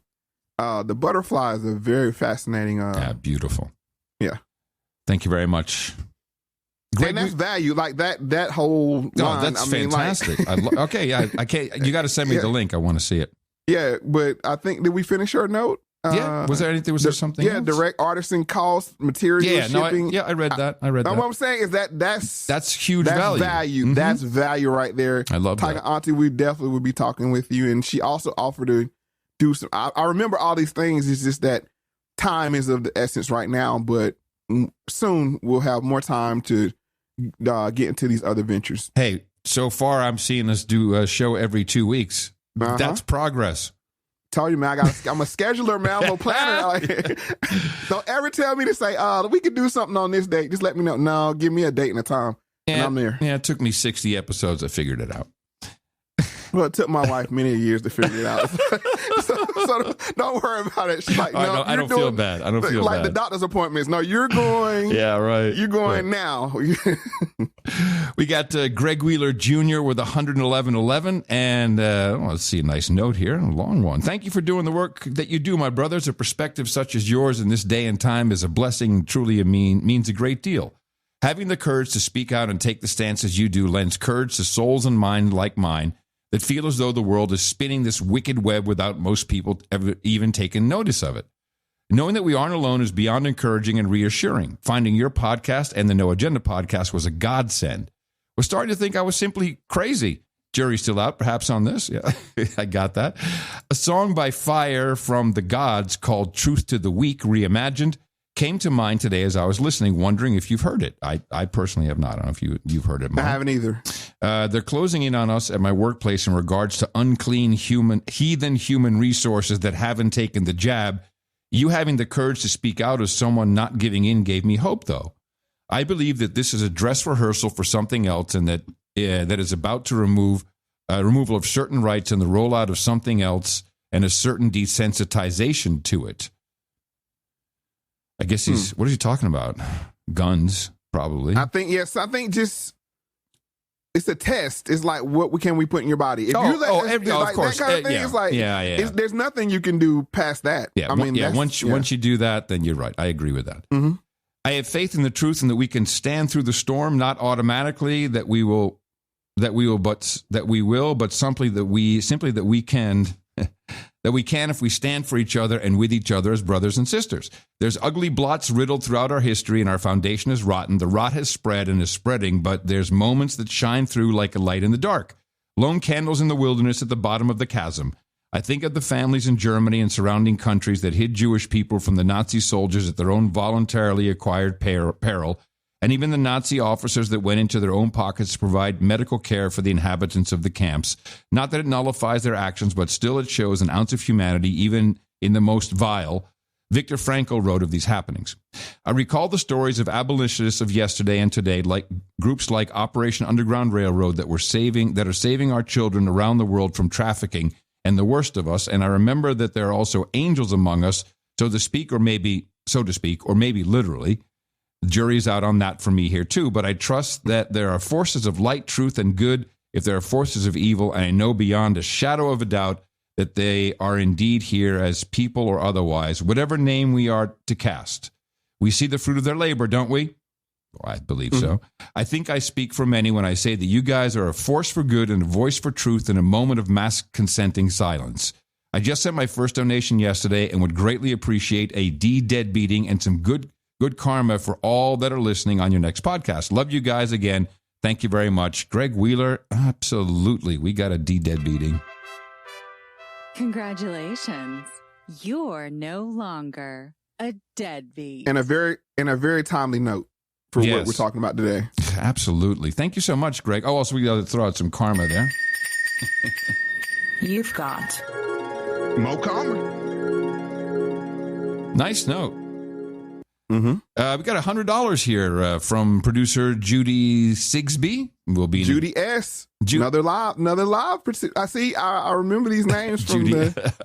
Cool. That's her name, Judy S. I love that. All right, Judy S., $100. Thank you, gentlemen. You both give 100% creating value in what you bring us to stretch our perceptions and hold our minds, hence my $100 donation. A little Mo Karma, please. Who knows what power that karma holds? Oh, we know what the power is. You've got Mo Karma. We know what the power is. Also $100 from Wesley Olson, who says, sweet and simple, keep it coming, Mo and Adam. Thank you. Thank you, Wesley. Associate executive producers. Another executive producer, Kylie Stefano. Kyle. Okay. But Kyle. Wait, but it's Dame Girl. I thought we were supposed to say Kylie. We're supposed to say Kyle. It may be. I have done this wrong to her so many times. It's embarrassing, Mo. It's embarrassing. It throws me because I have a Kylie that works with me that has an I in it. So that's one of us is right and one of us is wrong. So at least we're in good company. Well, we appreciate your 67 show number donation. Thank you very much. And you might as well just email me and let me know how to do it again. I want to say it's Kylie because I know that I've been saying. I'll defer to you. Defer to you. That's what I'm hoping I'm right. Put it in the style guide. Then we have, that actually was associate executive producer. I'm sorry, I mistook that. Now we have John Harvey III, also associate executive producership for episode number 67, $50. Love the new schedule and the YouTube live shows. Thanks for the value, Mo. And we can't forget Adam. No, that would suck. Don't forget me. Colin Preston, associate executive producer. No jingles, no karma, value for value, all in acronyms, NJNKV4V. Thank you very much, Colin. You might like a brand new app, newpodcastapps.com. You can stream sats to us. And you That's can a license plate. That is a good license plate. And NJNK is cool. V4V is cool. You can do, can you put, I guess I think you can get them both. You get them all, right? You get it all in one. Holy crap, I got to write that down. That's a good idea. It's time for me to do something crazy like that. V4V, okay. Then we have Douglas Mook, $50. I'm sorry, Hillary Avicelli. No note that we could find. Same goes for Douglas Mook. Both of them supported the show with $50. Thank you very much for your producerships. And Isa Riley, $50 for the valuable lessons every time I tune in. These are our associate executive producers and executive producers for episode number 67 of Moe Factz with Adam Curry. Thank you all so much. It is incredibly appreciated, especially the personal words that you guys are putting in there and information that you have to pass on to us. I like it when we get recommendations for songs, for books, for movies. It's really good. Time, talent, treasure. That's what it's all about. If you'd like to support us, you can get a new podcast app, newpodcastapps.com, or go to mofactz.com and give us some good old-fashioned $1 through PayPal or the Cash App. We will take it all, and it's highly appreciated.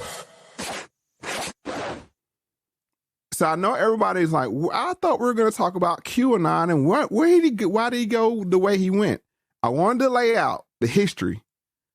That way we can understand the present and maybe even predict the future of what's going to happen.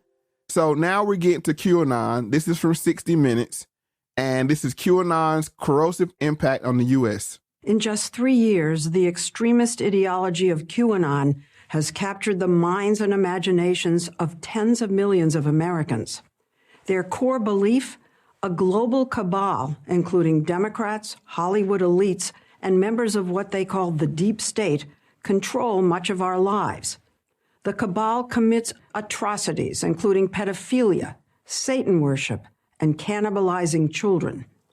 But it will be vanquished by Donald Trump in an apocalyptic day called the Storm. QAnon was born when an anonymous character named Q began posting cryptic riddles in an online forum known for hosting hateful and racist content. The movement prospered in pandemic isolation, its followers occasionally erupting in acts of violence, culminating in the assault on the Capitol. But the prophesied storm never happened. Instead, Donald Trump left office, and QAnon followers have found themselves at a moment of truth. The story will continue in a moment. The only thing I don't like about that report is the blatant lie that it's only Democrat politicians. As far as I know, the QAnon stuff about the pedo bear, and it was politicians and elites. It was never Democrats. And from what I understand, it's a one world government. So, I mean, it's kind of hard to have a two-party one world government, but that's the narrative. Mm-hmm. And what troubled me in this is that they kind of lump everything in there. If you believe in a deep state, you're QAnon. If you believe in children being trafficked around the world, mm-hmm. you're QAnon. Most of the things we talk about on this show, we could easily be thrown in that group. Sure. And they also said that the key point I want to point out is this: they were a captive audience.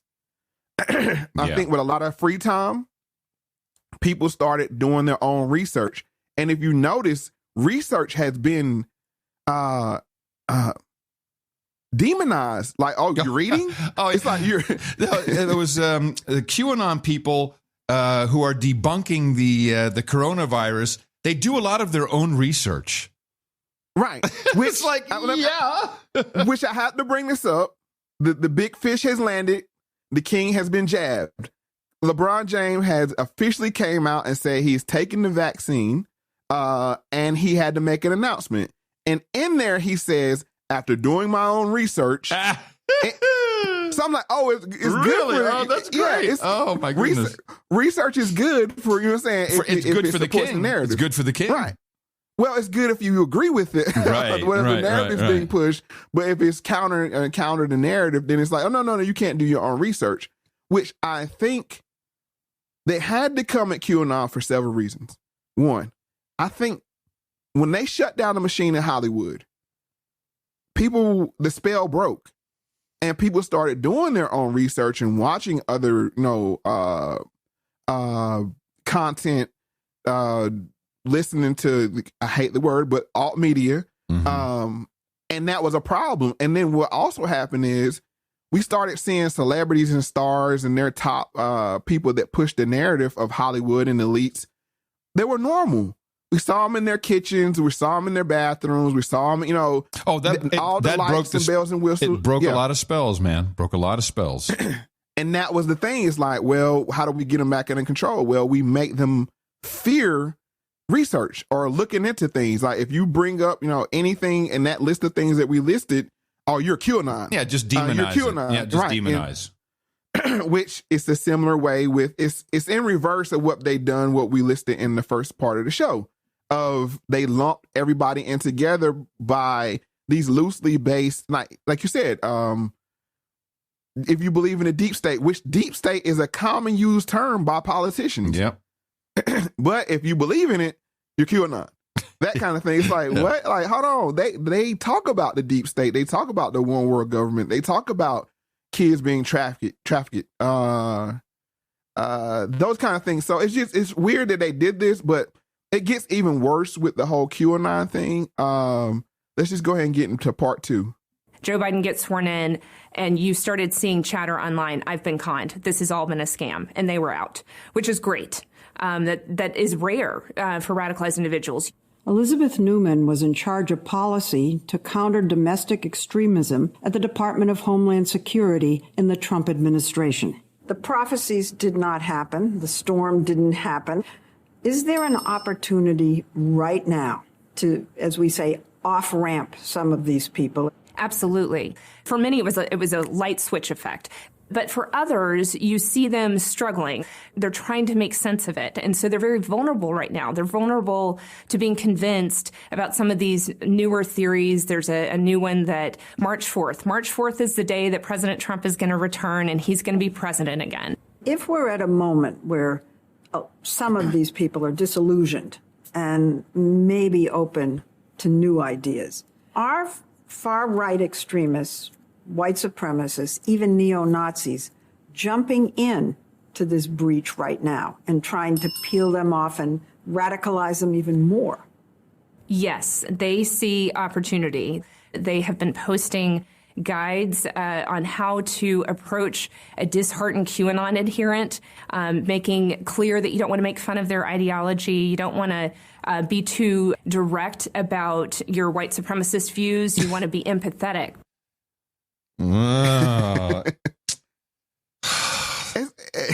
Which I missed this the whole time. I just caught this when I was doing these clips. Storm the Capitol. The storm. Yeah. No, I'm just saying that's why I think they use that term, storm the Capitol. Oh, as a right. Oh, as a tip of the hat. Wow. This was QAnon related. You know what I'm saying? Because they said it twice. That. Yeah, in the last two clips of storm. I mean, I was like, that's a weird. Why did they just say riot or? You know, it was just storms. They stormed the Capitol. They stormed. Such a good point, Mo. Good catch. Yeah, so I found that just fascinating. But now it's like, where they're nomads with no place to go, and they're ripe for the being inducted into white supremacy, which QAnon was all different people. I played clips from the show where it was spreading throughout the quote unquote urban community. I mean, we heard it on urban radio stations being discussed, and the Boule and Puffy and other black celebrities was part of it. So it was, like I said, I think they wanted some way to get people back in line to say, if it doesn't come from your television screen, from a big network, then it's fake. It's phony. It's dangerous. It's cute. It's not even, right. It's not dangerous. Even. It's dangerous. Like you don't want that. You don't none of that alt media. No. That causes white supremacy. That kind of thing is the same thing with what we just talked about with Larry Elder, right? Doing your research causes white supremacy. You don't want to catch it. Right. And it's like the white supremacists are empathetic to the QAnon listeners. But what really troubled me was the impact that it has on parents. Families is horrible. Families, parents. And we see the same thing with the vax situation, that it's dividing families. But I have some clips here again from 60 Minutes, and listen to how they talk about how it destroyed families. But their loved ones, who they said have fallen into QAnon conspiracies, are very much alive. And in order to protect their privacy, we aren't sharing their last names. Wheeler is a 28-year-old Army veteran who said he now struggles to connect with his parents because of what he described as their fascination with conspiracy theories. It's been a very slow death of the people that I once knew. Now I don't recognize them. And in a way that's been more painful because I haven't been able to fully grieve at any point. Wheeler served as an Army medic for 2 years. He was stationed at Fort Hood in 2014 when a gunman killed 3 of his fellow soldiers and injured 12 before turning the gun on himself. It was frightening. It was traumatizing in a way. Wheeler was discharged in 2015. He told us he didn't open up to his parents right away, and only over time gave more details about what he said he'd experienced during the shooting. But he said the parents he returned home to had become more paranoid as they started being influenced by conspiracy theories, and they began to doubt his account of what he'd endured that day. When I told them I was there for that shooting and I told them what I had experienced, it was whiplash to me because I was met with a distant, icy neglect. So the QAnon conspiracies that he started following made him degrade into more of an angry, more abusive, more distant person who now doesn't even really believe, I don't think, anything that I've said about my military service. How does it feel to have your parents not believe it happened? A betrayal. Wow.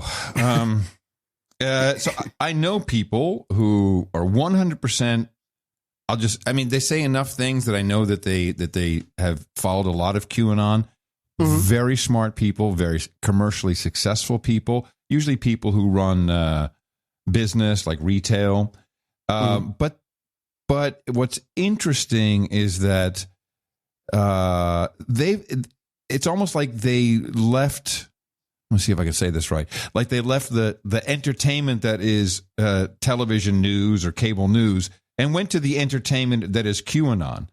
Now they're not.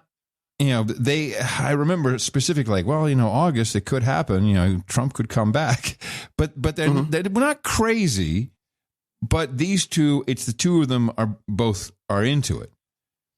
But when you have a split in the family, which was already happening with Fox News, by the way, just the fact that your parents or your dad would watch Fox News was enough to want to leave the house and not want to go to Thanksgiving dinner. So this is a complete. Really, we got Orange Man bad, and they just ripped open our amygdalas and threw this crap in. And I think at this point, it's easy. You can just toy with them. It's like, oh, just add this a little bit. And this QAnon, it was perfect. It was perfect. That's why I laid out the first part of the show like I did, of you get into people's, and they use the word ideology, right? Where you start to question everything because reality is so bizarre. If you say 6-week cycle, that somebody will say that's QAnon. Like, that's crazy. What do you mean? Yeah, it's just another word for conspiracy theory now. It's a synonym. That's my point. It's like, it's not about Q and those kind of things. It's anytime you question the mainstream narrative. It's a brand. Right. Anytime you question, oh, what about Epstein? Oh, you're QAnon. It's easy way it's easy way to do it. It's like, hold on. Yeah. Epstein was killed in a jail cell. He was convicted. No. That sounds like QAnon stuff. Yeah. So it's like, who's really not living in reality? You see, but it's the perfect wedge because, like you said, it's all about what media you consume to divide, and that's their whole point. Is go back to the binary thing again. Yeah, it's not. It's totally. It's about ones and zeros. It's like either 1,000 sealed indictments, or everything is a big lie. Or right. A QAnon conspiracy theory. So the reason why this troubles me is how we talked about infiltration to organizations. This thing infiltrated the house, the home, the family, where people can't even communicate with each other anymore. And I just find it very troubling. When it's like like I said, it's binary. Right. You have to believe all of the media, or you believe none of the media. It's like, how about we go case by case and see what we believe or don't believe? No. And the same is for vax, anti-vax. This is splitting families apart. This is splitting relationships apart. Mm-hmm. Same thing. Which that's why I have a problem with binary thing. I mean, that is a pet peeve of mine. And if you come to the lives, I have a real issue with extremists. Now, extremists are needed, because that's what sets the boundaries of our society, right? Mm-hmm. You have an extreme on one and an extreme on the other, right? You have, politically, you have your super liberal people, you have your super conservative people. Yeah. But even when you look at a bell curve, that should be a very small portion of society. now this thing is blew out. It's to the point where it's just all on one side or all on the other, and you just had to bleed everything whole cloth. So this is the real reason why I'm going to get into the real the real depth of this show and the purpose of it, because this is a public service announcement. It's not I say that in jest, but there's some truth to that, because put the phone down. Put the phone down. Both sides. Put it down and just talk to humans, okay? It's okay. But let's get to the second part of that clip. Wheeler connected us with his parents, who firmly denied their son's account of their belief in QAnon. Wheeler's father said he doesn't have enough information to verify his son's experience at Fort Hood that day, and was skeptical of what he saw as changing accounts by Wheeler. He said the two haven't talked much in the past year. The 6 people who joined us came from Alaska, Kentucky, Georgia, Maryland, North Dakota, and Canada. They all had different stories with a similar theme: the devastation of families caused by QAnon. It's been over a year since I've talked to my dad. Elizabeth said her father was her main support when she was struggling with depression, anxiety, even thoughts of suicide. He was the person that stopped me from going through with it all in the end. And from about 16 to 20 was about the last one that I really was sitting there contemplating this, and ultimately pulled myself back thinking about my dad getting the phone call that his daughter had passed away. And that was also about the time that everything started to get really bad. So bad that Elizabeth said a year ago she had to cut off communications with her father. She said he inundated her with Facebook messages and text messages peddling conspiracy theories. Although she told us she later connected those conspiracies to QAnon, she said her father denied knowing what QAnon is. both sets of parents said, no, I'm not QAnon. Yeah. I'm just questioning, and what this is a product of is the fake news. A lot of people realize that the news is fake. It's manufactured. And I could easily, let me explain what I'm saying. I could easily be a type of person that would believe the media, because my dad would sit me down like, son, sit out here and learn something. See what's going on with the world, and we would watch the local news, and then, Dan Rather was his guy, before Jeopardy and Wheel of Fortune came on. That was the routine. That was the nightly routine. And it was like, to be informed, you had to watch the news.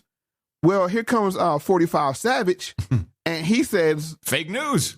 When he says that, it's like they kept stepping on rakes and proving his point that the news is fake. It is manufactured. It is doctored. And then, you have these stories come out like with the news guy that's like in the boat and it's in like 4 inches of water. You have the clips where like all the local news stations are saying the same exact thing across all the affiliates. I mean, these are some of the memes that came around about, right? That show that the news is manufactured. Now, and then you couple that with what happened, like I said, with 9/11. 9/11 was a huge wake-up call for a lot of people, because it's like, hold on. You want me to believe what you say, not my eyes. Oh, yeah. That was and please pay no attention to WTC7. That's but you know what?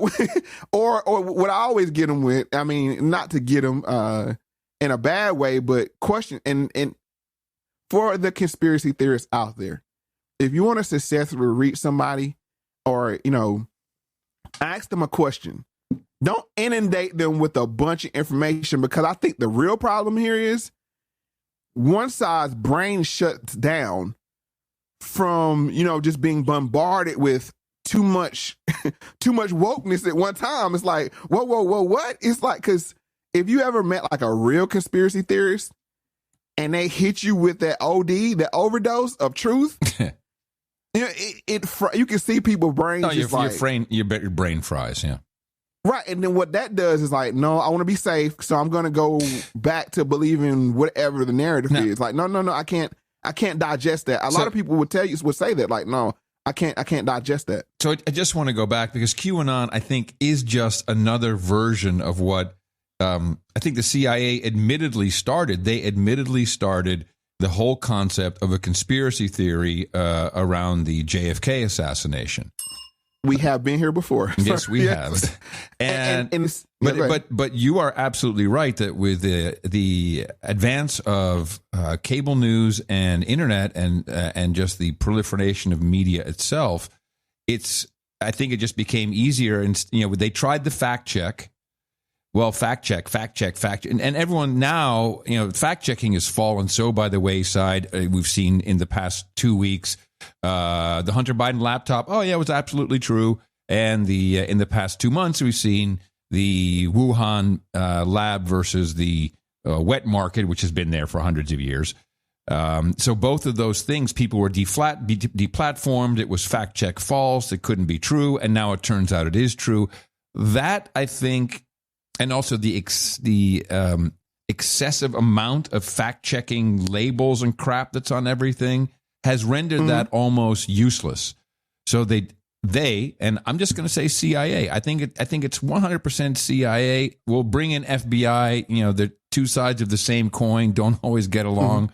That are doing this. That are just continuously pushing a new message, and they've tightened it. And man, the political parties did a great job because once Trump came in, remember there's another group of people, which is the same thing as Trumpers. Trump supporters, Trump voters, MAGA. All of this is being rammed into your head they're trying to ram it in everyone's head, mainly through mainstream messaging, which oddly enough doesn't really even have such huge numbers anymore. MSNBC, CNN, their prime time is, less than 500,000 people that are watching. You have several YouTubers combined. That's it. That flip on their live. Yep. And blow it out of the water. And pull CNN numbers. And I don't even believe, like I said, you turn off the gyms, you turn off the airports, those just that they're just they have no viewers left. Yeah, then it's done. Right. That's what I'm saying. And you have, on the other hand, I can go and pull 150 people on a live. That's a lot of people. If you really think, we've got so caught up in the millions. If you can gather 150, 200, I think you on the No Agenda show, y'all the OG live. About 2,500. 2,500. That's a lot of people. Mm-hmm. Talking about live. Yeah. That converge, and no big cameras, no fancy, none of the spells, none of the magic, none of the, what people really tune in for, that big TV screen, right? Behind people and the suits and the, the makeup and that kind of stuff. They're losing their way.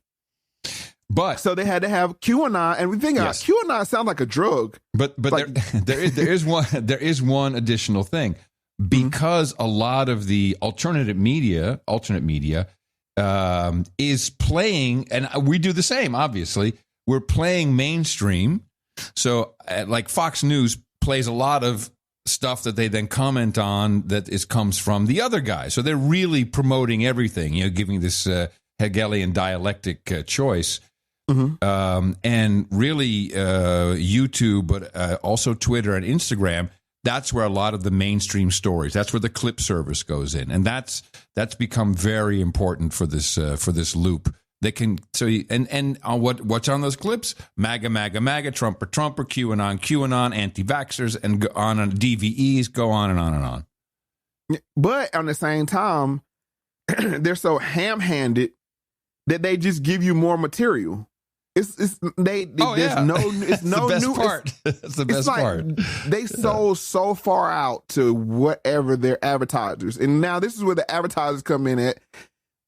The real power of us is the producers, because all we have to do is come here and tell what we hear and see. We don't have to worry about like the Boule phone ringing and saying, "Hey, you can't say that, right? You can't."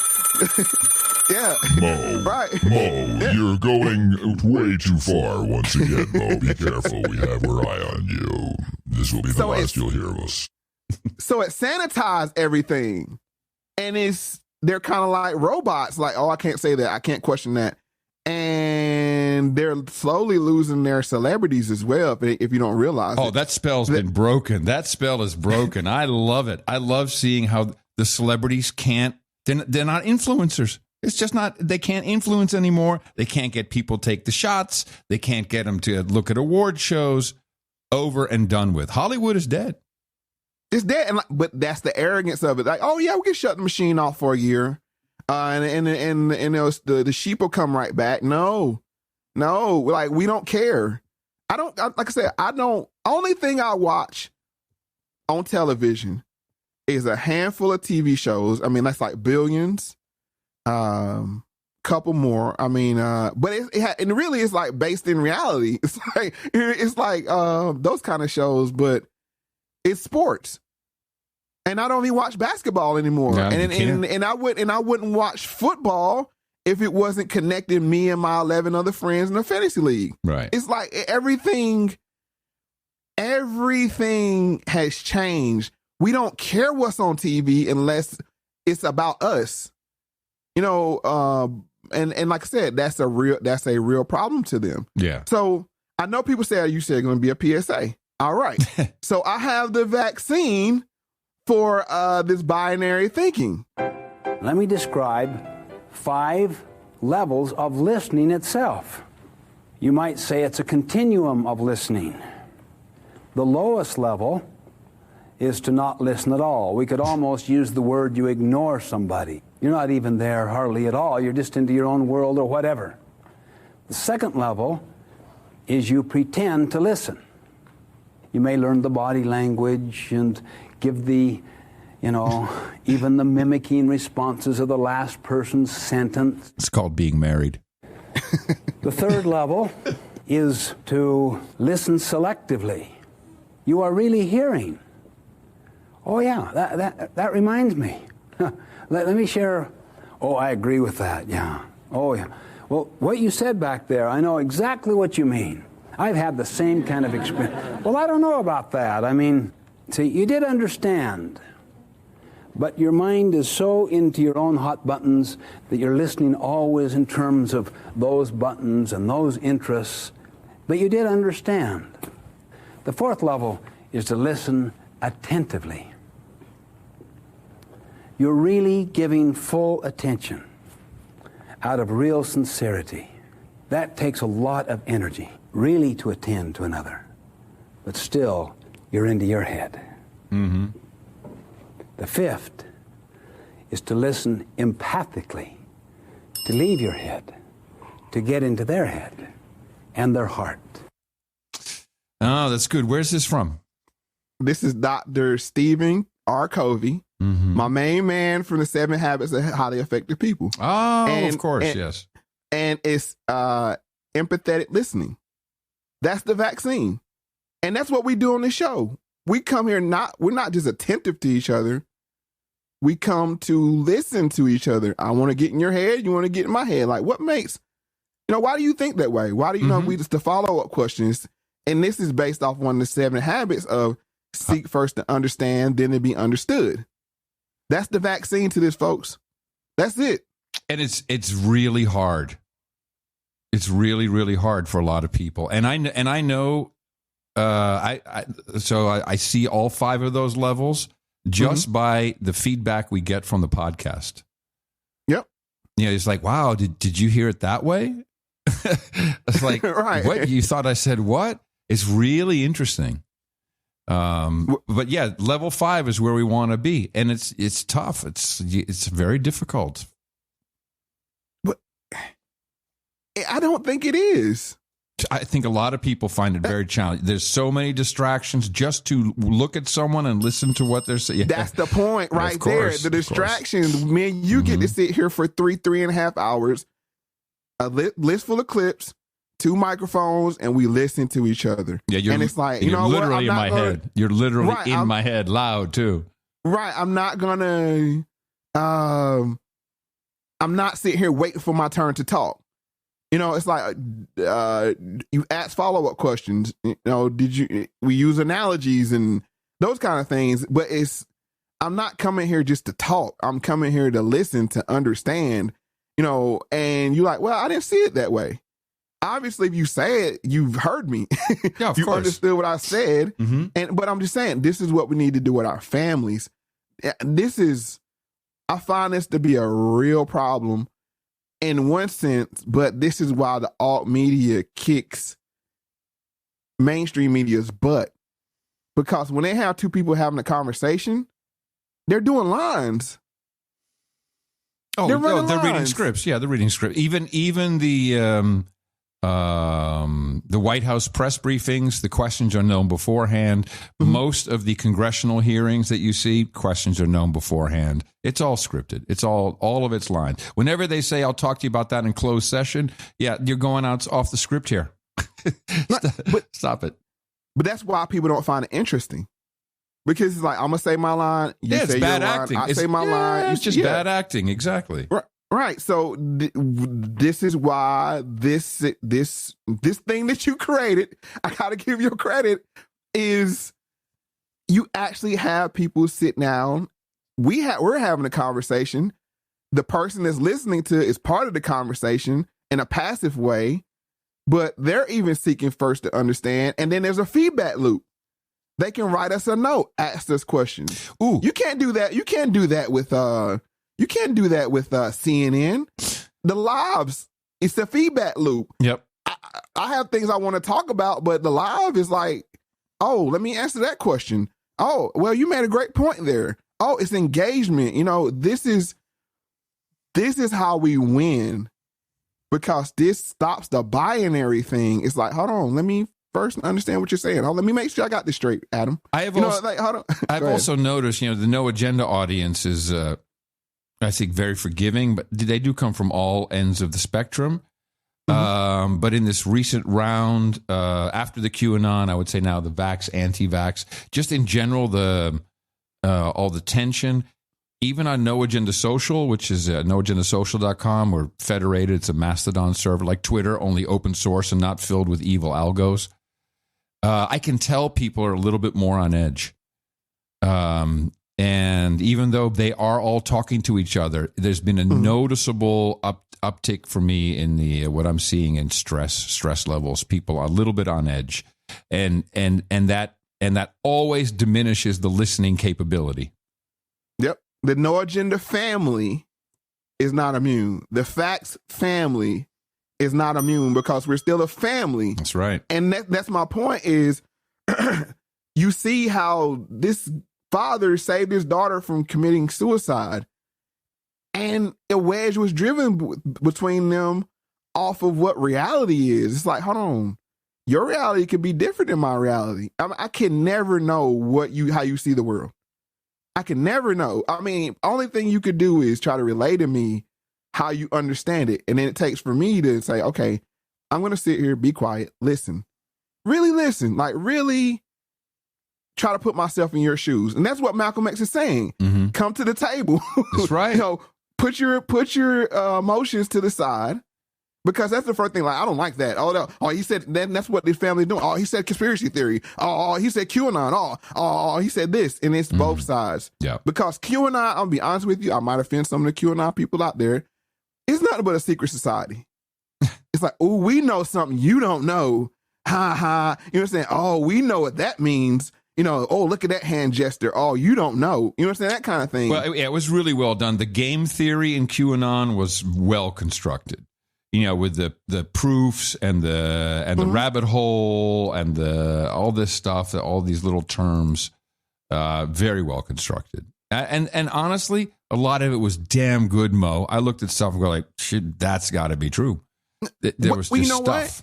It was very entertaining, which I think 90% of the people that got into it, it was entertainment. Yeah, it's like Dungeons and Dragons or something of that. Like, I'll pick up my phone and get engaged for a little while, to see if I can it's like scavenger hunt. Like, can I catch that symbol? That kind of thing. I didn't really get into it like that because it was so readily available. I'm like, hold on, who's pushing this thing? Like, really? Like, that was just me. I'm always skeptical. But But you ready for your second jab of the vaccine? I'm ready. Bring it on, doctor. Let's go. Is to listen empathically, to leave your head, to get into their head and their heart. Not that you are trying to sympathize or agree or disagree. You take no position at all. Remember how we have used the iceberg as a kind of metaphor? Well, it really pertains to the subject of empathy and communication. We talked about the tip being just the technique. You know what the great mass of the iceberg is? The motive. The deeper attitude. Are you really anxious to understand? Now, the magic really comes from the human affirmation process. If we were to suck the air out of this room right now, what would happen to our interest? They'd align. Now that we have air, does air motivate us? What is it that motivates us? The absence of air. The psychological equivalent of air is to feel understood. It is the deepest hunger of the human heart. But to give someone psychological air, it makes it almost impossible for someone to fight you. Oh, that's great. And if understanding is air, what is being dismissive? Choking. Right. And that's well, he gave the analogy of the air. Now our air is not being sucked out of the room, but our freedoms are. Like it's going slow. We're slowly going to line. Yeah. When that boot comes down and you start your freedoms, like, oh, you can't say that. You can't do that. You can't go there. You can't. Oh, it'll quickly align. But I wanted to say that because I've heard some things being said. People not being able to see their grandkids, family members. I'm talking about like in my inner circle and, in the Factz family and, in the No Gender family as well, is you don't let your kids talk. Okay, I'll understand one thing. If you don't let them visit, if you're hardcore vax or anti-vax, whatever side you're on, but not even to talk to the grandparents, like where are we headed? Seriously, where are we really headed? And I wanted to do this show to really address that, to show how we're being sucked in to, binary thinking. Right. But logic will not get us out of this, Mo. I've learned a lot of things from you. The first one is you got to break a spell. You can't give a spell logic. That's not going to work. You got to break it. And and however that works, it also has to be done amongst family members somehow. Seek first to understand, then to be understood. But that goes counter to human survival. And that's the reptilian brain, right? Yeah. Don't get me started. You're right. That's the real reptile, right? I need to be heard first. I need to be understood first. I need to be, that kind of thing. Me first, because that's the human condition is to put yourself first. But when you really, really say, okay, make me understand. That kind of thing. So I wanted to bring that into this show because what we're about to talk about next is going to take understanding. And it's part of the QAnon. It's part of the misinformation. And it's a lot of stuff going behind it. And that is talking about where we're at. 26? 26. This is the results of neighbors reporting neighbors. I'm thinking this is an event. This is a crowd event, and it was a real, very surreal feeling because there was also a platform, which later they were saying was going to be the inauguration platform. There were a bunch of people up there, and I thought that there was going to be a speaker. Somebody was going to say something, and all of a sudden they unfurled this huge, it had to be 70-foot American flag. I get goosebumps thinking about it, and everybody went wild.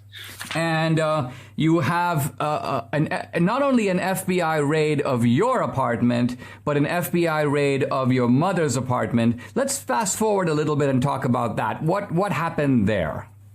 Well, I was staying at my mother's because my mother is still in rehab. She's in a rehab home facility.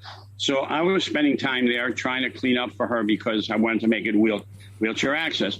They had visited me at her house on February 4th, Thursday, 4 agents. They asked me if I was Antifa, blah, blah, blah. I said no. I gave them a copy of the videos I had shot. So I said, okay, fine. Everything is fine. A week later at 6 a.m. in the morning, I'm sleeping on the couch at my mother's place, and there's banging. Open the door, FBI, FBI. So I get up, I'm half asleep, I open the door, and there are like these 8 to 10 tactically dressed, I guess, soldiers with JTTF on them. One of them was pointing an automatic rifle at me, like an assault weapon, about 5 feet away. He was, I guess that's procedure for them, but you don't wake up and you open a door and you have soldiers at your door with a thing aimed at you. Yeah. So we got this. I set that up poorly. I'm sorry about that. I had lost my place. But this is Joseph Bolanos, and he's a political independent that votes democratically, votes for the Democrats. He went down to the rally, didn't go inside the Capitol, didn't go inside. And you heard the results of what happened. Not only did they raid his place, they raided his mother's house, who suffers from dementia. Did he say the ATF or ATTF? You might want to listen to that again. I was staying at my mother's because my mother is still in rehab because I wanted to make it Thursday. 4 agents. They asked me if I was Antifa, blah, blah, blah. I said no. I gave them a couch at my mother's place, and there's banging. Open the door, FBI, FBI. So I get up, I'm half asleep. I open the door, and there are like these 8 to 10 tactically dressed, I guess, soldiers with JTTF on them. Yeah, ATTF. So that's not alcohol, tobacco, and firearms. That's anti-terrorist. Hold on. I've heard of these jamokes before. Anti-terrorism task force. Woo! There you go. Anti-terrorism task force. Get your mom out of bed. 8 to 10 people. Yeah. Showing up. But what I'm just saying, and they asked him, "Are you Antifa?" That's a weird question to ask. Say Antifa, yeah, interesting. Right. What is that? What was that question? But let's just get into and he's talking to Dinesh D'Souza, which he had his own issues with being railroaded. He did by the government. Which that was one of the most. He went to jail. Gross. He went to jail. Yeah. Put him in jail for bundling of all things. I mean that, but that's if you say that, you're QAnon. Like you see how easy that could go. Like, hold on, but he went to jail for things that are normally done in politics. No, that's QAnon. That sounds like QAnon to me. But let's get back to Joseph Bolanos and what happened to him due to the raid. And is it a fact that the reason that they did that was that somebody kind of, quote, ratted you out? In other words, said that, oh, yeah, this is the guy who was at the Capitol. And the FBI evidently went to a district judge, Gabriel Gorenstein, who gave them a warrant to make this search. Now, I want to emphasize, you never went in the Capitol, but nevertheless, based on some information the FBI got, they were able to convince a judge that there was probable cause to make this armed raid. I want to show how on so little, I mean, clearly they didn't have evidence you got in the Capitol because you never did. But nevertheless, they come storming down your door and pick up the story from there because, like you said, you went down to the station and then what happened? The big mystery is exactly what you just stated, is that how could the FBI do so much, I mean, double teams, raids, search warrants, what have you, on the word of one person on a tip line? And in the last year, we've had, during COVID, 3 or 4 people who have been radicalized somewhat. They become political. And again, as a bloc president for 23 years, I've always been apolitical because I like to stress the commonality of our neighbors. Nothing political because the vitriol starts flowing. In this case, this individual was actually interviewed by a local TV station, and he claimed that he walked by the cafe where I was sitting at and that I was bragging about being in Washington and that I had footage or video of the Capitol. One anonymous phone call tip? That's all it took? That's it. That's all. Folks, great. pay attention. That's great. And then he didn't even have a conversation with him. He walked past him, you know, saying, bragging and boasting, which I'm sure he was, hey, yeah, I went down to the cow. I was there, you know, that kind of, you know, like I said, I'm just going to be middle of the road with it that say, even if he was to say, you know, look at my pictures. I was there, you know, that kind of thing, you know, bragging. That shouldn't get your house raided. No. Where are we at? Like, serious, folks, pay attention. One call. Yeah, but this is tyrannical government, Mo. This is not just a family issue. One anonymous phone call. What I'm saying is, when your family starts making that call, like, Dad's acting a little weird. He's talking about QAnon stuff. That already happened. That's happening. No, I'm just saying that's where we're headed. But that's scary. But you know what? That's nothing new, because if you're familiar with the drug laws and drug conspiracy laws, this is nothing new. For 5.5 years, I was the United States Attorney for the Western District of Virginia. Mandy, from my understanding, was only involved for a couple of months with this conspiracy, and it was her boyfriend who was the more substantial member of that conspiracy. But the way the law works is if you're in a conspiracy, you are legally responsible, not just for what you do yourself, but for what the conspiracy does, as long as it's foreseeable to you.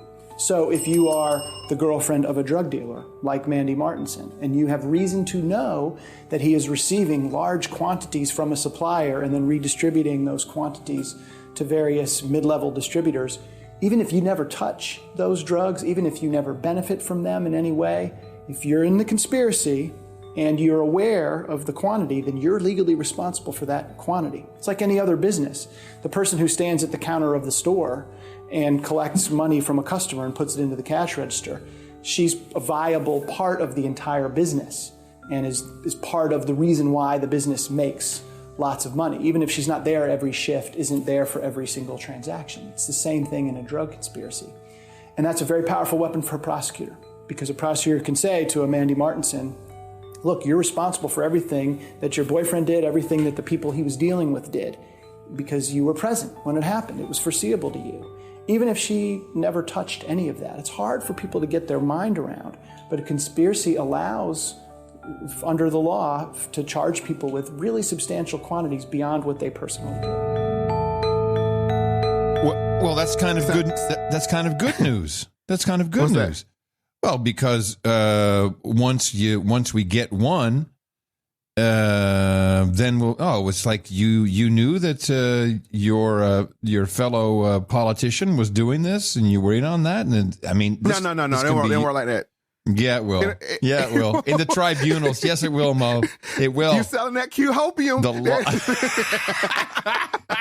Q-Hopium. Oh, man. He nails it there. I got another thing I got to write down. Q-Hopium. I love that. Hey, listen, we've already got one sealed indictment down, 999 to go, Mo. I'm counting them. No, reason why I say that is, if that was the case, then politicians would have been locked up, because we could say, hey, you knew about that kind of thing, but it doesn't work like that. No. But clearly the reason why I point this out is, this is how the war on drugs worked. Catch two fish, because in drug conspiracy, I think you had to have two people say they bought drugs from you. Mm-hmm. So you catch two small fish, say, hey, did you buy drugs from Tony? Yeah. Did you buy drugs from Tony? Yeah. Go get Tony. Done. Right. Done. It doesn't matter. And like, if you apply that to what Joseph went through, oh, you should have known they were going to storm the Capitol. What you doing out there on the block? Huh? You know what I'm saying? You deserve to be roused. And the real sick part about it is, and this is a little aside, but what percentage of trials what percentage of cases do you think go to trial? Of what kind? Of criminal. I don't know. That depends on the state, but I don't know. Just take a wild guess. What percentage of cases actually go to trial? We need some Jeopardy music. Criminal cases? Criminal cases. How many do you think? You'd be hoping that it was quite a high number. You'd be hoping in at least the high 70s. 3%. And what happens to the rest? Pleaded out. Yeah, okay, that makes sense, yeah. So what I'm saying is this is how the drug conspiracy game worked. 2 people say you're selling drugs. You're done. Hey, Tony, you're facing 20. Right. Cop out to 5. Yeah, and you saw that in The Wire all the time. Right. So the point I'm making is you're going to have a lot of people that didn't do anything cop and please because like I don't want to gamble my life on 20 years on a conspiracy. I mean, how do you disprove a conspiracy? I mean, like that's like the hardest thing to beat. Okay, so what you're saying is the January 6th people who are still many still in jail. That's really the conundrum for them is because if there's 2 people who say, oh, yeah, I saw that guy, I saw him over there, you're in the conspiracy because it's been claimed a conspiracy. And at that point, it's easier to just plead out, which of course, these white guys learn from their black brothers for similar reasons. And if you consider yourself a political prisoner, you can't plead out because you're there for the cause. Right. See how that works? It's like I said, this system has been set up. The apparatus is there. It's just you target it towards whatever group you want to target it towards. That's the same thing with the guys what we were talking about in with the Sting in the early part of the show. Yeah. It's a conspiracy. Oh yeah, they were going to do it. Yeah, we got proof here that they were going to do it. So, but I'm just saying. So this thing has been around, the conspiracy, but now they're going to start weaponizing. That's very scary. So anybody could come and say, "Oh yeah, they were going to take part in this."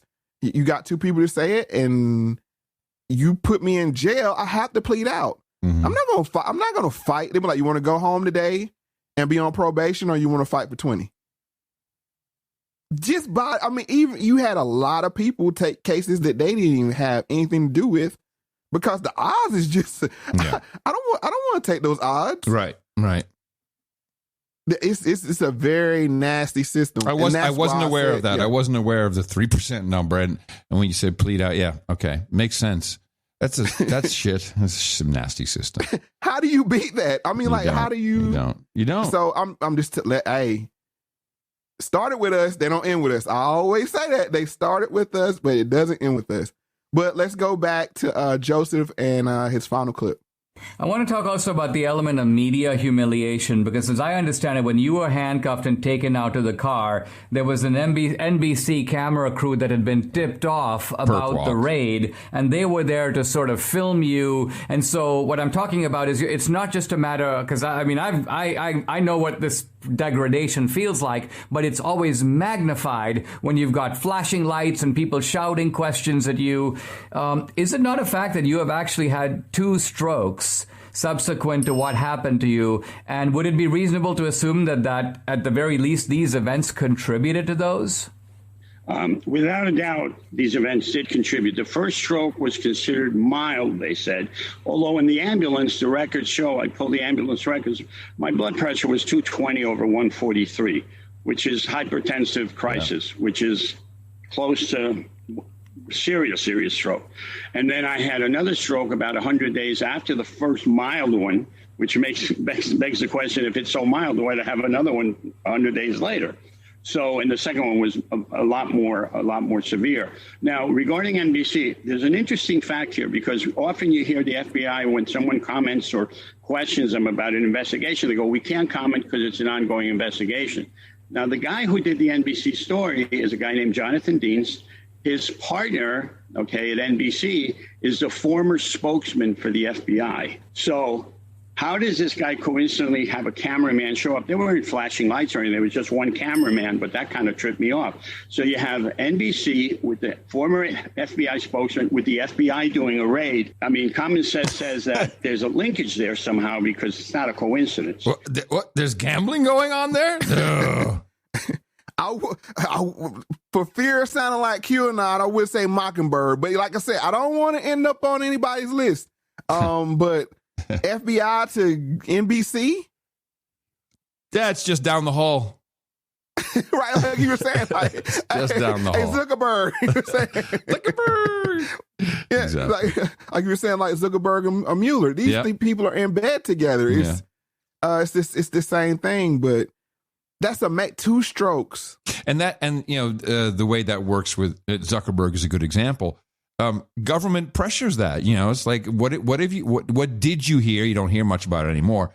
Yeah, we're thinking about perhaps regulating you. Section 230, come back and talk a little bit. Yeah, we can ask you a few more questions. So, it's like they're also pressured through the entire system. They have to do whatever they do in order to survive because they are, in fact, too big to fail. Well, mamas, cover your baby's ears because I'm about to say something. Wait, do we need a Zuckerberg? Yeah, please. I was wondering, do we need a trigger warning? No, not trigger warning. Okay. It's going to be more adult content. Okay. Zuckerberg is the government's bitch. Let's just be honest here. All the big tech is. We know who created these companies. I mean, come. That's the narrative. Like, he's in his computer, his dorm room, just writing up Facebook code. Bro, knock it off. You know what I'm saying? They pin him to say, okay, he's the face of the organization, right? And like you said, they have him over a barrel. Give us the information, or we'll what's the tax benefit they're allowed to have, or whether or not treated as a utility. I forget what it's called. Section 230 or title? Yeah, that's it. Section 230. Yeah. Well, there's that, and also the antitrust, and but make no mistake, it's the government is in this too. If you look at the history, if you look at the history of Google, I'm saying they're calling the shots. That's what I'm saying. Yes. They're calling the shots. Right. Yeah, but it's not really. But it's not the politicians. The politicians have their own leverage, but you have to look at which politician has real power, and that always comes from either CIA, preferably, or FBI. Careful, Curry. Careful. You about to say deep state. Easy there. You know what I'm saying? Hey, I'm no QAnon, man. I don't say no deep state. Right. That's where we're going to have to be at. Like, hey, you know what I'm saying? He said deep state. But we laugh about it. It's gallows humor, but that's where we're at. Because if you believe Apple, Facebook, Google can operate the way they want to, if they would give one man all that power, no, it don't work. It don't work like that. It's like Zuckerberg, and notice they always call him down whenever they want to. You bet. Whoever, it's not the politicians, but they're doing the work of their bidders too, right? It's like, hey, bring Zuck down and bring him down a notch. You know what I'm saying? He's getting a little, you know what I'm saying? He's getting a little, you know what I'm saying, big-headed. Uppity. Yeah, a little uppity. Yeah, a little uppity. You know what I'm saying? Like, don't make you take you down a notch, but that's how it works. And it's people that will never be voted out that call the shots. Because they don't, we don't elect our leaders. The real leaders. The real ones. Well, they're supposed to be representatives, but they can't even do that. Now, I use leaders for we don't elect our leaders. Oh, yeah. Good point. There you go. Good point. We don't even vote for them. They're not on the list. They're not on the list. It's like you just That's funny. They're not on the list. That's exactly right. So going back to 60 Minutes and back to QAnon and how corrosive it is. At Homeland Security, when you were there, was QAnon on your radar as a threat? The general consensus at that time period was it could be a low-level policing concern because we had a few incidents of people conducting violence. But by and large, its ideology is not one that promotes violence, at least at that time. What shifted? What turned QAnon into a more violent kind of conspiracy group? It didn't become a violence problem until Donald Trump lost the election. And then they felt like, oh, well, we better fix that because otherwise Donald Trump can't fix this other big problem of the deep state. And we are going to take out the deep state. QAnon supporters charged into battle with the crowd storming the Capitol on January 6th. Some were easy to spot with their Q signs and Q chants.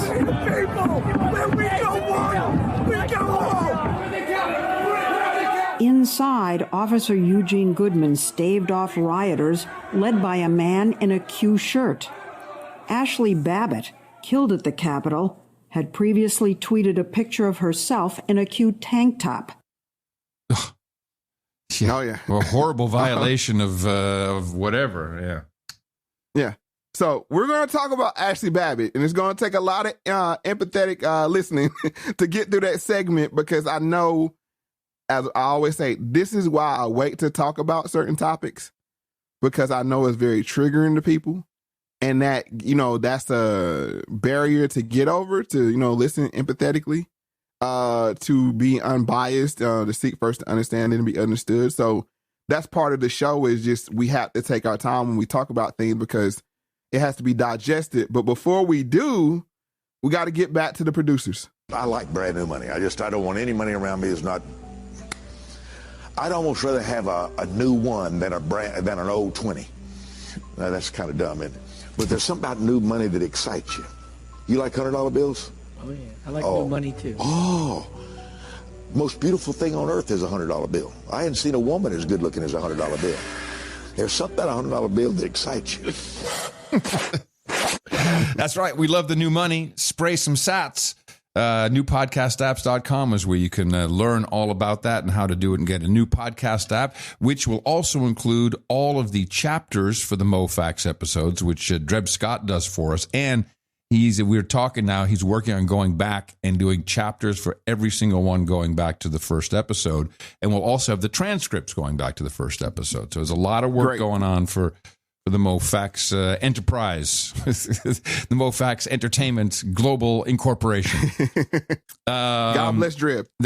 Yes, God bless Dreb, indeed.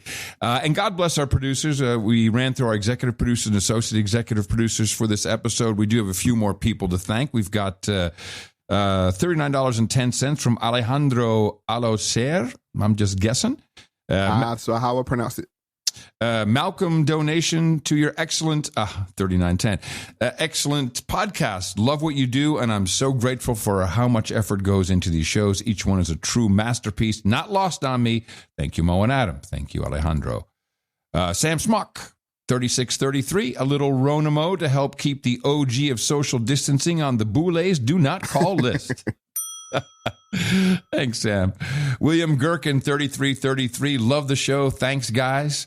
We got 3333 from Derek Birch. We got Miguel Espinal. Now, Miguel came in twice here. So I didn't know how he wanted to do this. I mean, like, as far as, of course, we bump him up to the... Yeah, we'll bump him up to the associate executive producer status. Right, but he had a special number in there, so I didn't want to merge it because I'm careful, with the numerology. Yeah, the numerology. Yeah. Right, so 3080 is his first one, and no note, and then Miguel Espinal comes in again with $30 and says, "Cause your lives be beloved." Okay. Mm-hmm. All right. Well, I'm going to put him up there in the associate executive producers. And thank you, Miguel. $25 from Michael Myers. As always, I enjoy learning from listening to your podcast. It's really helped me understand the world in a new light. Keep up the good work. Thank you. James Fredericks. Black Butterfly was magnificent, beautifully constructed. $25. Thank you. And there you go, Mo. People appreciate love that. Yeah. Paul E. Lovato. Block 2 blew my mind. 3, Henrietta Lacks. Yeah. No kidding. I was telling everybody about Henrietta Lacks. Like, what? What's this story? Say, oh, yeah. He's learned so much. Jonathan Braun, thank you, Mo and Adam, for the tireless and amazing work you do. It's much appreciated and reaching much further than you may know. $25 from John B. Thank you. Spivvy or Spivey. Aquat. Spivey, yes. Yeah, Aquat supporting from day one. Salute. What does this say? Didn't come through. Salute Mo, and I think it's an emoji. And I always have to say this. Spivey gave me my first donation ever when I first started. And he's hanging on the wall. And it's Spivey's like still here. Love that. Spivey's still hanging out. Psych EL, $20. Value for value. Brian Emmenheiser says, thank you, and sends us $20. And Taylor Stagg, Black Butterfly in the note, $20. Also on the list, just giving your amount and the name under the 20s is Sherry Laurie with $13.96, which obviously numerology important there. Patrick Neal with 10. Hold on, wait. We normally don't do under 20, but I think we should do Cherie Laurie. Cherie says, love the show and the random reward operant conditioning release schedule. Woosah for chemo, please. Yes. Woosah. Love is lit. From Baroness Love and Light. We should always break for barons and baronesses regardless. And not only that, but the chemo thing. You know what I'm saying? Yeah. Can we give us some karma? Yeah, because... I was thinking, do I have my... If you have it on hand, I would know what you're thinking about. But yeah. Well, actually, what I wanted to do is I want to do my F Cancer jingle if I could find I know it. that's... I was reading your mind. I'm an empathetic listener. So. Yeah, hold on. This is worth it. I'm in your head. You are in my head, Mo. Stop it. Let me just grab this for a second. And we'll do a Mo Karma along with a little F Cancer for you.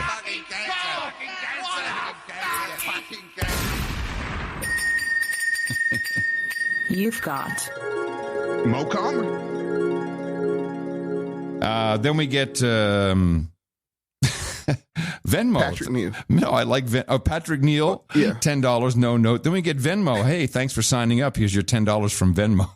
Which is another, I'll put it in there, which is another, some kind of code. Ad. Yeah, native ad. Venmo trying to weasel in on our show here, man. That's funny. Well, I'll let people know that you're saying you can donate. That's another way you can donate now. Is through Venmo? Oh, okay, yes. Cool. Oh, excellent. Yep. And we have that on the website at yes. mofundme.com. Cool. Yep. And then the Linktree / Moe Factz has all the different ways. I signed up for Square as well. So excellent. Excellent. Yep.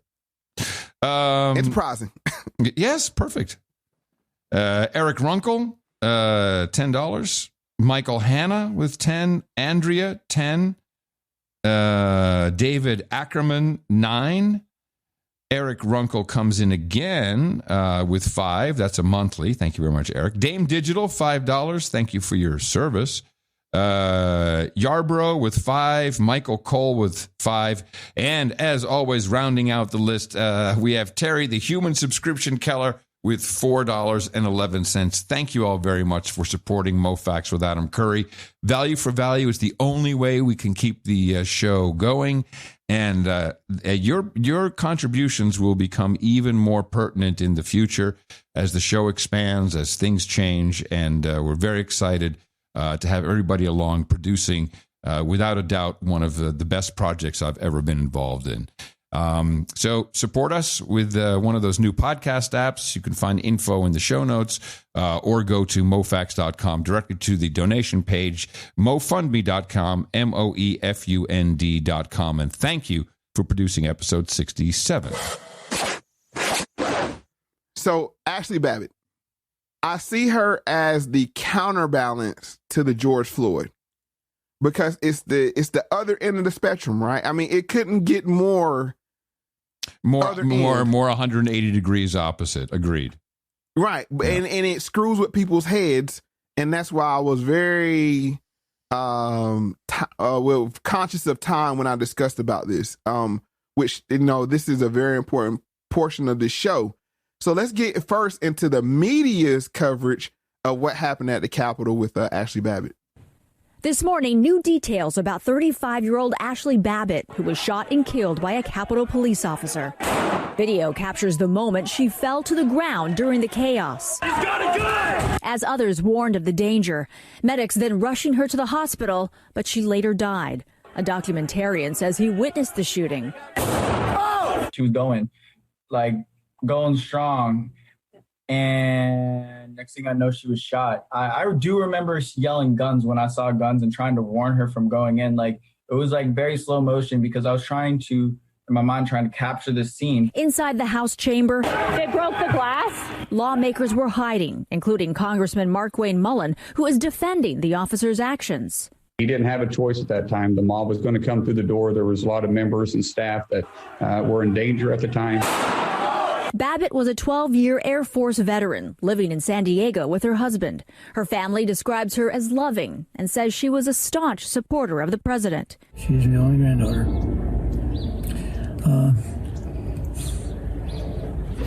I'm sorry. Her grandfather says Babbitt attended every Trump rally she could. Excellent patriot, an avid Donald Trump fan. She served time in the military. She's passionate about everything, particularly Donald Trump for some reason. The U.S. Capitol Police officer who shot Babbitt is now on leave pending an investigation. Yes. Which we're going to get to him next, Officer Byrd. But first, we got to get some background on Ashley Babbitt. And this is from Dr. Todd Grande, which is a psychiatrist from Arlington, Virginia. I think he's an author as well. So he's going to get into the background of Ashley Babbitt. So I'll start with the background. I'll talk about the conspiratorial thinking, and I'll move to my analysis about the shooting. At the time of her death, Ashley Babbitt was 35 years old. She served in the Air Force and Air National Guard for many years. Her service included multiple deployments to Iraq. She lived in Maryland for many years. She was married when she was there. She divorced and moved to San Diego and remarried in 2019. Babbitt had no children. Her parents, her grandfather, and 4 brothers lived in San Diego. On January 6, 2021, she was one of the many protesters who stormed the Capitol building in Washington, D.C., in what appears to be an attempt to disrupt the certification of the 2020 presidential election. Inside the building, she was with a number of other protesters in front of these double doors that led to the Speaker's lobby, a hallway that connects to the House of Representatives chamber. Not far from this, members of Congress were sheltering in place. So there was a lot of chaos, a number of protesters yelling, banging on the doors, breaking windows. It was a time of great stress caused by these protesters. It is clear in the videos that the doors are barricaded from the other side, which should serve as a subtle hint that trying to pass through those doors may be an unpopular decision. Babbitt was wearing what looked to be a Trump flag as a cape. Okay. So this is where, depending on what lens you're looking at this through, if it was a black male, unarmed, going through a window, I don't care how many barriers it was, it'd be like, you can't shoot an unarmed person. But here we have a white female veteran, multiple tours in Iraq, shot unarmed, and it was a 180 degree, the media response. Not even media, on social media. It's like, yeah, she deserved. The same people who said cops shouldn't shoot people and unarmed people, and the same people were saying that all summer, no person over property, property over human lives and those kind of things. Like, yeah, she had it coming to her, which I found it to be maybe fascinating, awestruck. I was awestruck. It's like, wow, like, it really doesn't matter there's no ideology behind this. It's strictly binary. It's, it's okay to shoot her because it fits your narrative. I'm in the boat that no unarmed person should be shot. I mean, like, I'm don't care who you are. I don't care what you're doing. But also, I would like to bring up the fact of when we talked about the broken glass. When that glass breaks, that's a symbol of civility. And these people were charged up. Now, like I said, I found it fascinating that one side saying she shouldn't, the same side, well, you do a crime and you killed in the act of a crime, is justified. That side was like, how dare you shoot her? And then the other side, it was like, you should never shoot an unarmed person, was cheering the cops on. Mm-hmm. It was just total mind screw. So I don't know how what you took away from it. Well, interestingly, I'd not considered what you just said in that comparison. It's very valid. It's very good. But we have a lot of these. We have my body, my choice for abortion, my body, my choice, but not for mandatory vaccines. I mean, so these binary, I have no other word, mind fucks are being launched at us like blow darts to the brain. And perfectly balanced. like I said, you couldn't get more balanced and counterbalance with these two people when you look at Ashley Babbitt and George Floyd. Mm-hmm. The way they were handled by the media and then how they were consumed by the public at large. Mm-hmm. With that said, I want to get into the second clip. Now, now I'm going to not lead you, but imagine if you hear these things about a unarmed black man shot in America. Babbitt had some prior run-ins with law enforcement. In 2016, she was issued a peace order, which is essentially the state of Maryland's version of a restraining order, and charged with reckless endangerment and the malicious destruction of property. This appears to have been connected to a road rage incident. She hit a woman's car 3 times and chased her through the streets. From what I understand, the victim was a woman who had previously dated Babbitt's boyfriend at that time. Babbitt was found not guilty of both charges. In 2017, a second peace order was issued, and she was charged with willful motor vehicle damage without the owner's consent. In 2019, a complaint was filed against her for aggressive driving, but it was thrown out because of a jurisdiction-related problem. Ashley Babbitt appeared to have a number of unusual beliefs that may have contributed to her criminal behavior. Her posts on social media appear to indicate that she believed in conspiracy theories. One specific conspiracy theory that she is associated with is QAnon. She made a reference to the storm in a tweet the day before her death. She was seen wearing a QAnon shirt in a photo on social media, and she also posted a hashtag that refers to the phrase, "Where we go one, we go all," which is also associated with that same conspiracy theory. Wow, I didn't know about the priors. Yeah, that's what. Well, now imagine. Well, no, and I can because we had all the priors with George Floyd. We had the holding the gun up to the pregnant woman's belly, the drugs, etc. And what was said, that doesn't matter at the time of him being killed. What was the other guy? What was the other guy named? Something Blake. It slips my mind. But he actually was coming over to attack his baby mama when he was shot 7 times. He didn't die, but the vice president, you know what I'm saying, now a vice president went and visited him or did a video call with him, Jacob Blake, that's his name. What I'm saying is, but on the other side of this, I was critical of Candace Owens for this, about bringing up people's past, yes, you know what I'm saying, to deflect. Yep. So I'm just saying, like, we're not immune, is what you're saying. Right. No one's immune. And they create these narratives in the media so you can play it. Nobody's based in ideology at all. It's about my team, your team.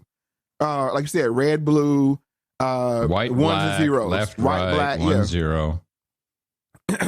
And this is another thing, as we've seen, I think what's the case now with Gabby? The white lady that was killed, and the whole princess, or what is it called, the princess effect, or how white women are covered in the media. Yes. Yeah. Here's a white lady that was killed. Unarmed. The media said, nah, we ain't touching that. Nah, you were QAnon. You know what I'm saying? She deserved it. She had it coming. It's just, like I said, you have snatched the pebbles from my hand, grasshopper. You may go now. You have surpassed me. I have to write this down for myself. I can't believe that I didn't see this. I didn't see it. But like I said, that's why we come here and have the conversation. That's why there's 2 of us. You're right.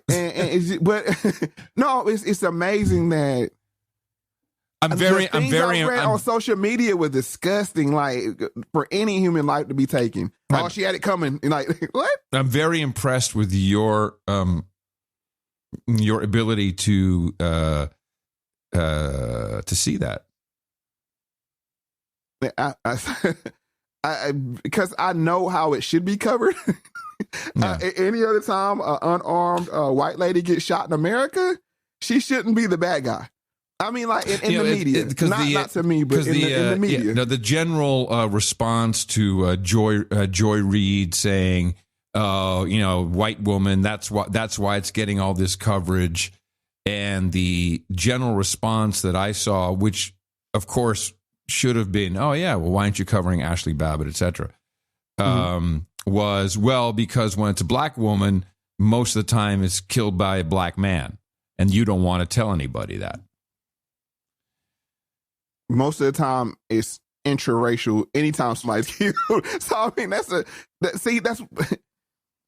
it's amazing how they do these mind tricks on people. And that's why I'm telling people, like, be based in something. Like, that's why I'm big on law. That's why I'm big on math. It's logic, right? It's okay, I can make sense of this. When you are based solely in teams and sides and those kind of things, it don't work.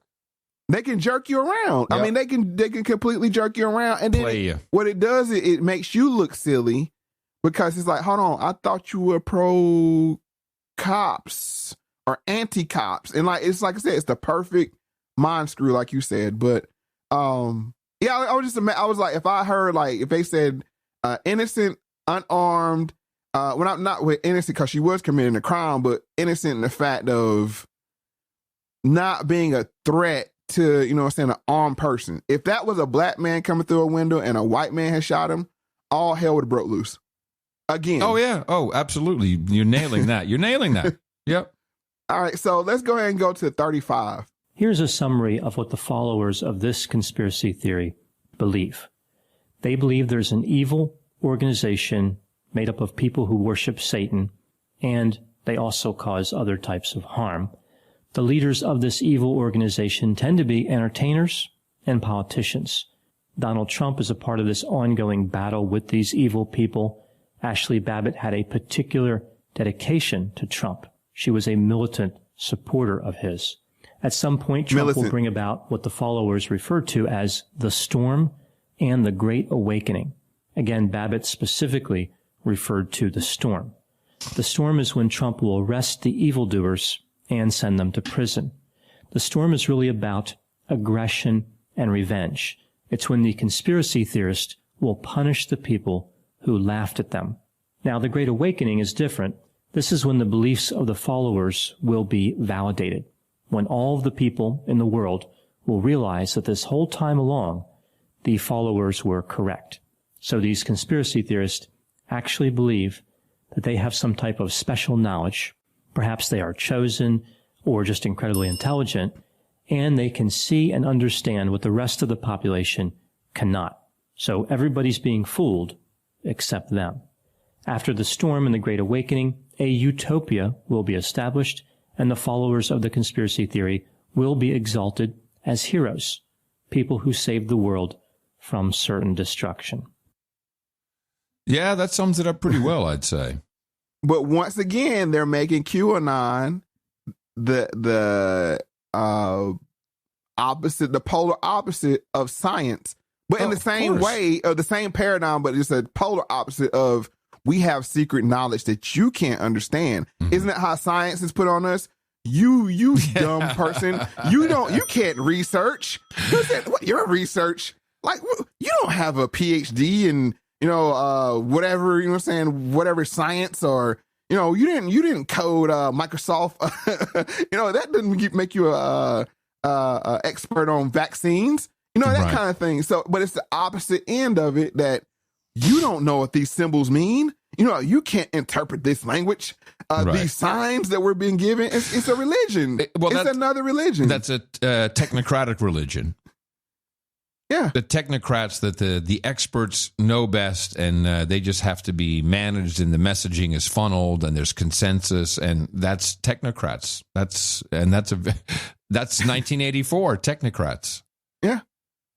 So, like I said, they put these people in the same boat, but they don't realize it. Like, you sound just like the scientists sound, that you can't understand this. You don't have enough brain power to decide what goes in your body for yourself. It's like, what? Like, how, huh? Yeah. And so, but it's, like I said, I found it fascinating. And I bet you that's the first time in world history that militant has been used in the same sentence with a white woman. Because militant were reserved for black men and black women. Who was the famous black female Black Panther? You talking about Assata Shakur? Yes. Yeah. She would be classified as militant. Right, but I never heard that term. No. Welcome to the bottom. I tell you, look, when I say this, I say it in jest. Not really. Not really. When you hear these terms start throwing around like militant, I almost fell out my chair when I heard that. That one was the one for me. I was like, militant. I've never heard that used for a Caucasian or white female. I've never heard. I think you're right. I'm searching my brain. I think you're right. Well, militant. Wow. So he was more left leaning. If I had to guess, more of the mainstream media type coverage of it. Now we got to go outtake with Clay and Buck and get their take on not only where they're not going to really talk about Ashley Babbitt, but more of Officer Byrd and his coverage in media. Interview last night on NBC News with Lieutenant Michael Byrd, who it's been rumored, I think, on the internet for a while that he was, in fact, the individual involved here.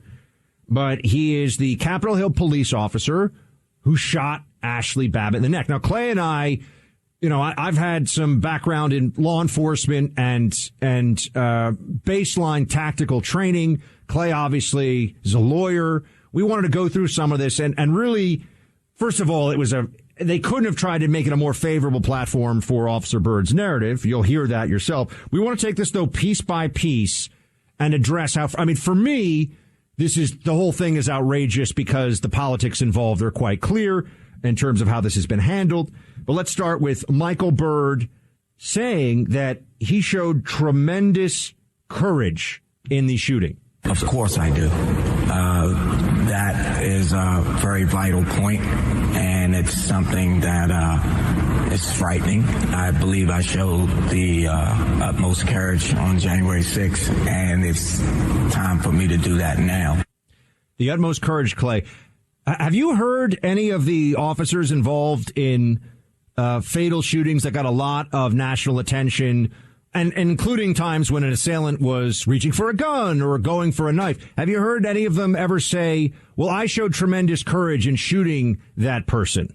No, and if they did, we already have protests, but there would be mass rioting in the streets. Yeah, Clay and Buck, they took Rush Limbaugh's slot. Yeah. Could you imagine the cop or cops that shot Breonna Taylor saying, I was really courageous that day? I showed some courage. I know we say, but just let that soak in. And I usually don't use sound bites, but Lieutenant Byrd, I'm going to let you know now on the lost tapes, I'm going to go through that majority of that 36-minute interview, sit down with him. Good. Because I didn't want to, like I said, this would have been a 9-hour show, just breaking that down in itself. But once again, of all the officers, it had to be a black man that shot a white woman. So are you kidding? Crazy. So crazy. But if you say that, and this was something that has been hammered at incessantly, it's called whataboutism. So it's like, well, if that were Trump, but this is such a cool way of showing it. It's like, please look at the polar opposites of the situation. That's if you're thinking and speaking binary, because what you're trying to do is make your side right or wrong. What I'm doing is, and what we're doing is looking at the nuances of the story and say, look at this. It's perfect in a tragic way, but perfect that you have a black man that pulled the trigger in America that shot a white unarmed woman that was going into property. We heard all summer property doesn't, human lives trump property. But it was like, okay, yeah, cool. Oh no, I'm all for it. Because she was militant. It's like, huh? Like I said, but I knew he was black when they didn't bring him out. When they hit him for that long, I was like, yeah. And there's a timing that goes with this, why they brought him out and when they brought him out. But let's let Clay and Buck finish up first. Just think what the reaction would be from Black Lives Matter if a white police officer who shot an unarmed protester had said all of these things, what the reaction would be compared to the comparative crickets in response to this. Let's just keep playing these clips because, again, I think a large part of our audience has not heard all of these quotes. And certainly, as you said, Buck, this gentleman had not even been named prior to this interview that he just decided to do. Here he is discussing that he believed Ashley Babbitt was posing an imminent threat. Remember, this is an unarmed woman still on the other side of the door, trying to break in and open a door. He has the gun drawn for he's plenty of time. He can see exactly what's going on. It's on video. We have video of this encounter. Here is what he says. I had been yelling and screaming as loud as I was. Please stop. Get back, stop. We had our weapons drawn. We see your arm out there for a considerable amount of time. Were you wavering? I was taking a tactical stance. You're ultimately hoping that your commands will be complied with. And unfortunately, they were not. What did you think this individual was doing at that moment? She was posing a threat to the United States House of Representatives. Not a threat to me. Not a threat to me. Listen to the way he said again at the very last 15 seconds. I'm sorry about that. Yeah, no, it's no problem. Yeah, you were so right about that. Hoping that your commands will be complied with. And unfortunately, they were not. What did you think this individual was doing at that moment? She was posing a threat to the United States House of Representatives. Oh, first of all, he says that she wasn't responding to his commands. Right. I didn't hear him command anything on any audio. Right. And then the other thing is he didn't say she was a threat to me, which I think that's imminent threat is to you, not to whatever you're protecting. I'm not sure what the rules. I'm not sure what the rules would be. For like I said, from my law degree from SVU, law order SVU. I'm a proud graduate. That's how I understand it to be. It has to be your life needs to be in. Now it might be different for federal police or Capitol Police. I don't know, but I'm just saying he didn't say me.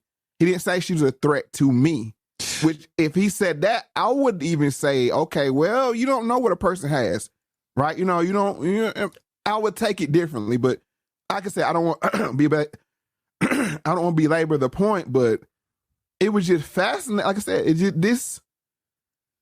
you say psyops, and I don't use that word. You're saying, but what are you doing here? What are we doing here? Seriously. How could you make, you couldn't, if you wrote this, somebody would throw the script out like, no. I'm really disappointed in myself because, I see all these things, but I didn't see it all the way through. And I'm really happy that you brought this up and how you unfolded this because obviously it's the whole system does this. There was another example today where President Biden said, or his Jen, circle back Jen said, well, President Biden is not taking questions from the press because you're not on point. You're not asking questions that are about the meeting that he's having. And I'm like, holy shit. It's like that was, if Trump said that, it's like they would always ask questions that had nothing to do with the world leader who was sitting there with him. Yeah, where's the taxes? Are you going to release your taxes? That kind of thing. It's like, I thought. Yeah. So, 45 Savage was, his message has become a bit cliche, but they really are public enemy number one. Him and Malcolm X is on the same. Gotta love that. Malcolm X on the same. Gotta love it. But there's a reason. Forgive yourself. There's a reason why you didn't get into this. There was something simultaneously going on at the time when Lieutenant Byrd came out and had his interview that could possibly be a smokescreen. 38. I'm joined now by Congresswoman Madeleine Dean of Pennsylvania, one of the lawmakers whose life Officer Byrd was protecting that day. And Congresswoman, I just want to give you the opportunity to react to what you've just seen and heard. First, Joy, thank you for including me on this heartbreaking day for our country. And so my sympathies to the service members, families, to the 13 now, I guess, that we have lost and 15 wounded, and, of course, scores of Afghans and others. And I condemn the terrorist attacks. We have to continue our mission. But, Joy, that interview, I was staggered to learn that it was Lieutenant Byrd who made that announcement on the floor of the House. For the last 7 months, I have wondered, who was it trying to help save our lives? I was up in the gallery that day as they told us first sit down, prepare to lie down, then get your gas masks out from under your seat.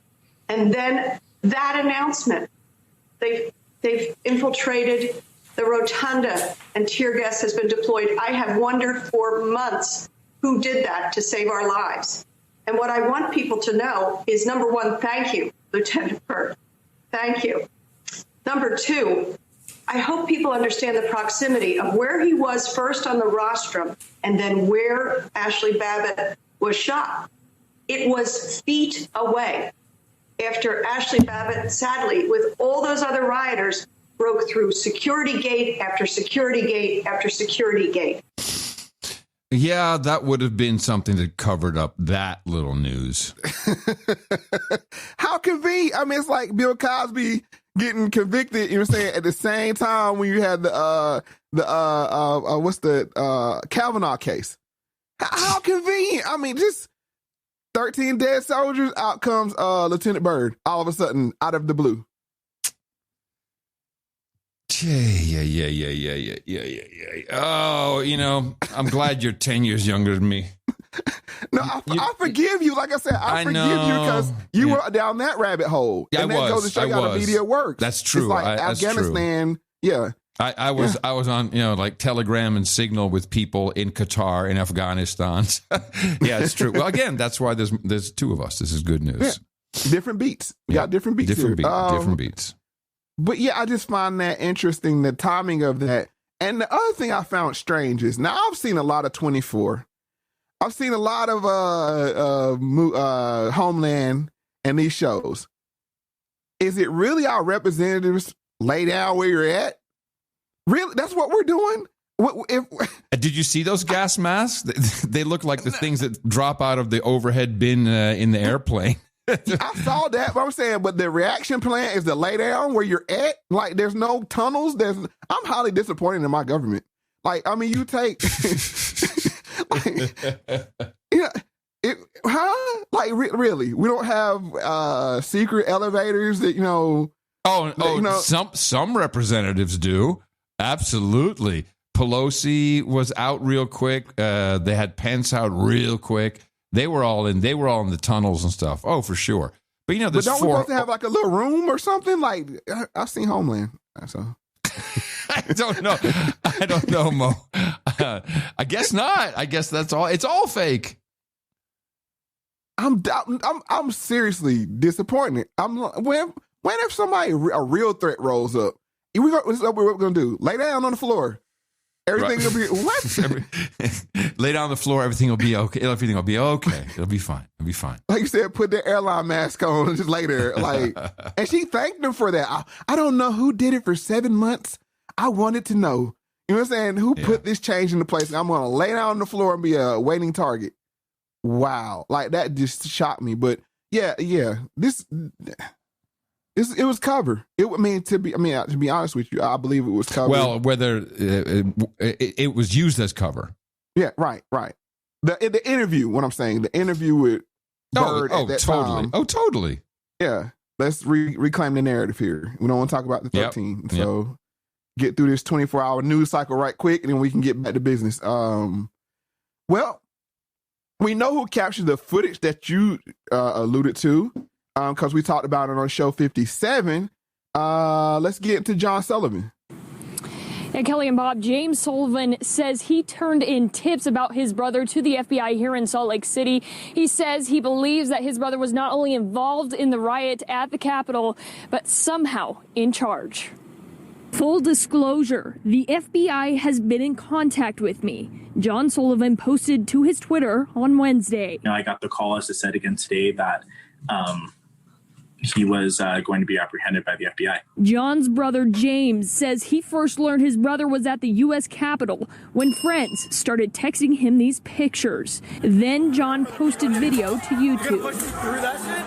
Like, I'm just trying to record what He was going in there to document it, but he also was part of the Antifa groups. I also, want to support the Black community out here too in the best way that I can. That's my belief. I believe the Black Lives Matter. I mean, I'm not here to assert myself and my beliefs on other people.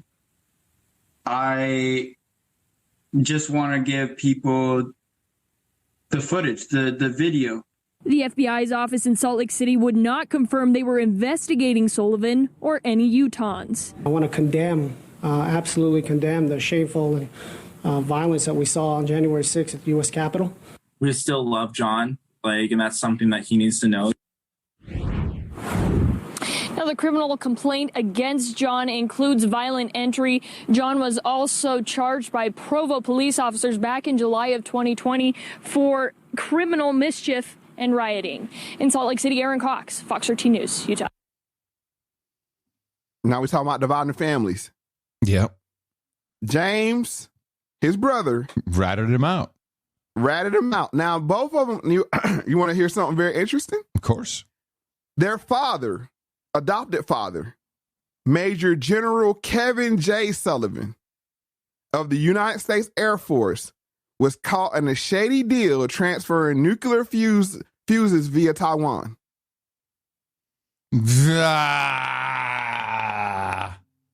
Back in 2008.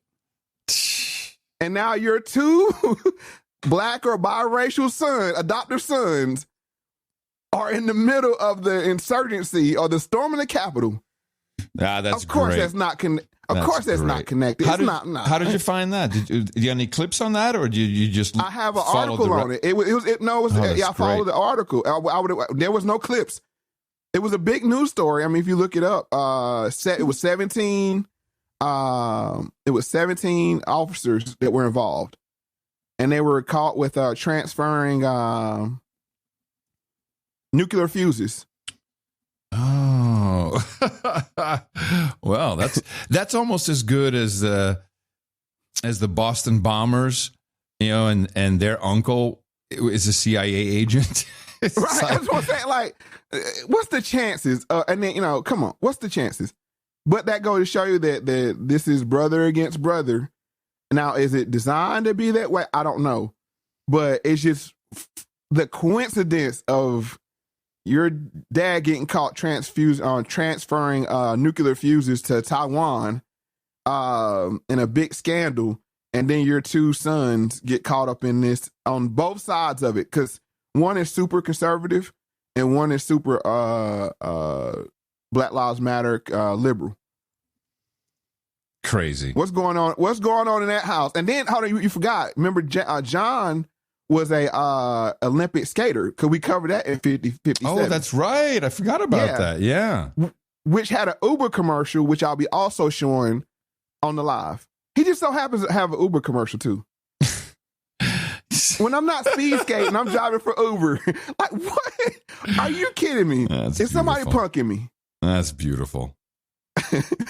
So, just to go to show you how the local news does coverage or lack of coverage, there was a claim made that Antifa was in the Capitol that day, proven through the John Sullivan situation. But listen to how local news covers the question of verifying was Antifa behind. There are a lot of claims that the people who broke into the Capitol on Wednesday weren't Trump supporters, but were actually Antifa members. U.S. Representative Mo Brooks says the evidence is growing that Antifa, quote, orchestrated Capitol attack with clever mob control tactics. So let's break this claim down, starting with these images. This Antifa Comrades flyer is being shared a ton with claims it tells Antifa members to disguise themselves as Trump supporters. But a reverse image search shows that this image is more than 2 months old. It was originally shared on articles like this on Election Day, November 3rd. And as you can see, the image has the date, November 4th, clearly in the text. We're marking this false. Then there's this claim. A man in the hallway of the Capitol with a tattoo on his hand, which these posts say is the communist hammer and sickle. But a higher resolution image from Getty Photos shows it's clearly not the hammer and sickle. It's actually a logo from a video game. This claim is false. Then there are tons of claims about this shirtless man wearing a horned hat. Quote, this is not a Trump supporter. This is a staged Antifa attack. Well, we tracked him down. This is Jake Angeli. He's easy to find online as an outspoken QAnon supporter and fan of President Trump. Thank you, President Trump! Now, he's posted photos of meeting Rudy Giuliani and has been photographed protesting against groups like Black Lives Matter and Antifa in the past.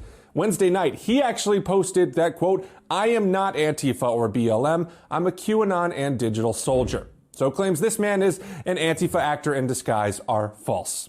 Now, there are more examples of people falsely being labeled Antifa and false messages. That's a great ISO. I got to get that.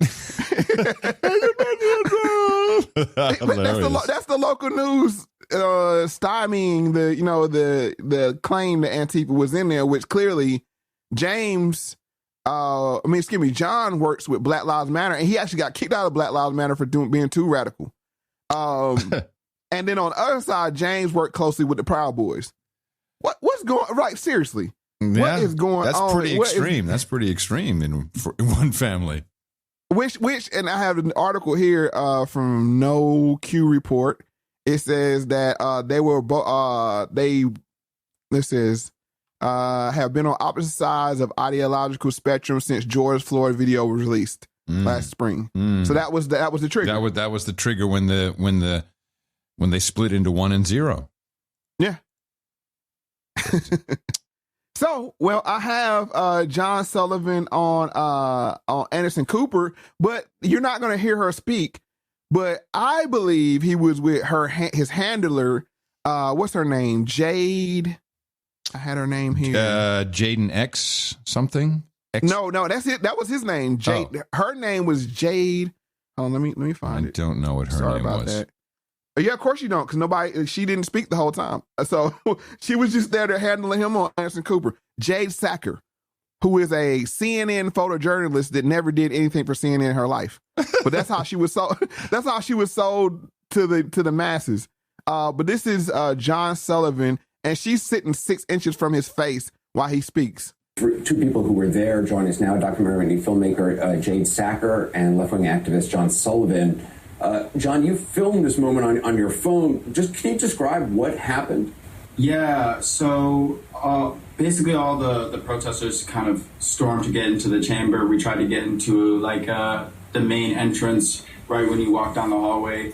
But that being said, nobody was able to get in because there's 2 guards refusing to move. People there were not really wanting to hurt the police, so they went down a different alleyway. They went to the left of the main entrance of the chambers, and then took a right down the hallway that entered into that glass window scene that you see.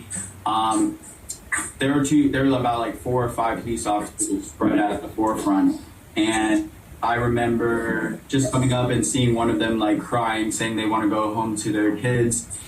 So how was this lady shot? I mean, she was trying to get through the door, and was it? Did you see who shot her? Yeah. So I was getting to that part. So immediately after, they started breaking through the glass. Once they broke through the glass, they were using flagpoles and whatever they had to kind of bash through the windows. On the right hand side, this lady was able to make her way all the way through the window. All we see is these guns come out the doorways. Just guns. And all you can see is their hand. That's it. You can see faces. And right when I saw that, I was yelling to people. I was like, guys, there's guns. You don't want to go through there. They were going to shoot. Not just hold it there and run away. They were literally going to shoot to kill. Guns. And I got a wonderful clip that was inaudible, but it has the subtitles to it with him and Jade. So, and go ahead. So this guy, they made such a big deal about him with his footage, but really he was just there to propagate more messaging. Yes. But then they had to take him down. Oh, well, of course. For whatever reason. I mean, they had to burn him, but Jade Sacker, I can't find anything on her except for her website.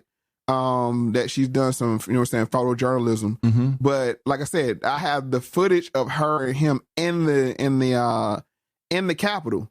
And he's like, I told you I could get you in there. And like he sounded like he liked her. And he was like, I told you I could get you in here. Mm-hmm. And she was like, oh, this is awesome, John. And he was like, I love you. And she's like, what'd you say? And he's like, nothing. You know what I'm saying? Like he was clearly enamored with her, and like she was the honeypot. And she let him in there.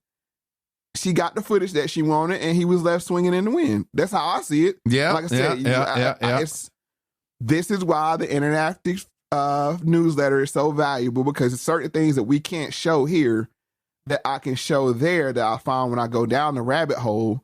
That is, it was in. It's like you can't like really hear it very well.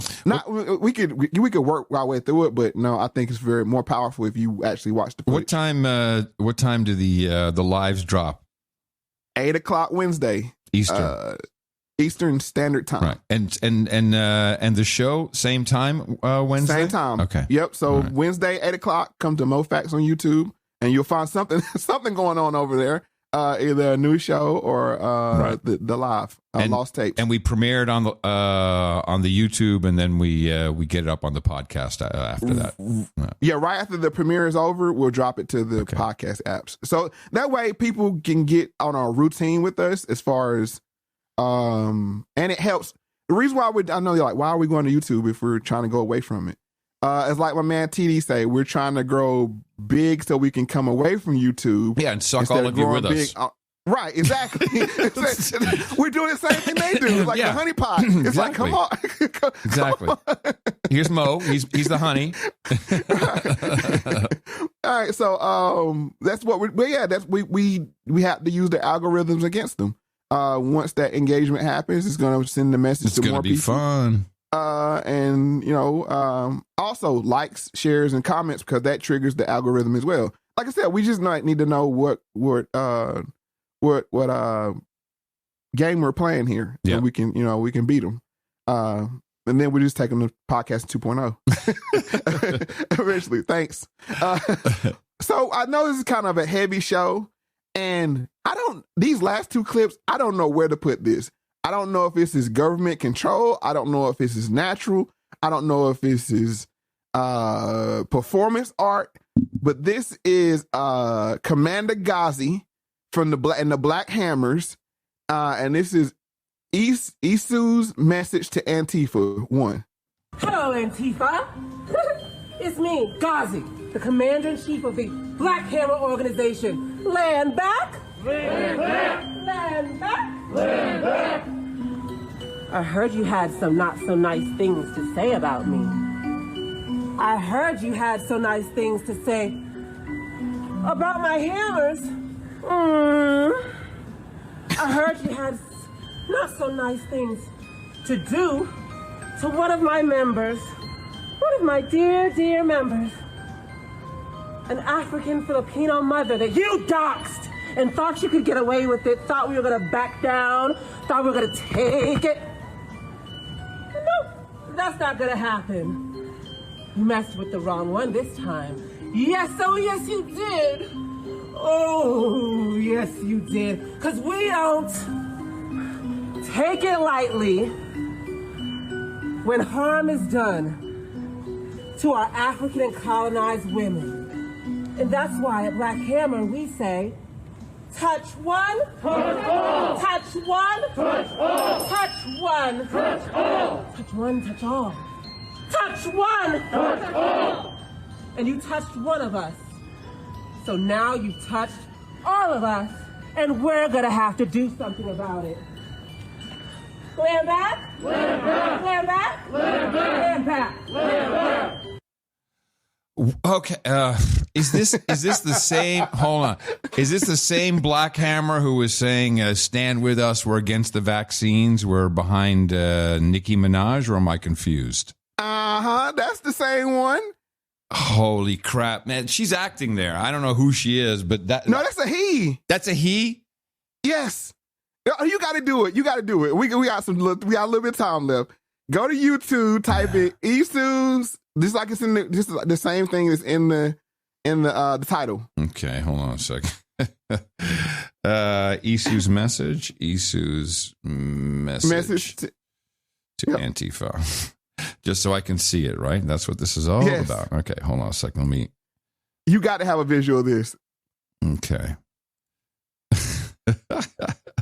All right, here we go. Is it playing? Come on. Oh, hold on a second. For some reason, it's not coming through. Headphones. Here we go. Oh, it's real. Can you see him? Yeah, he's got the hammer. No, you see him. I just want you to see it. I want you to see him. Yeah, I said with the white face, the white makeup. Yes, and the Joker. What's going on here? But now I'm gonna play the second clip. I just want you to get a visual. Yeah. I got my visual. It's scary, Mo.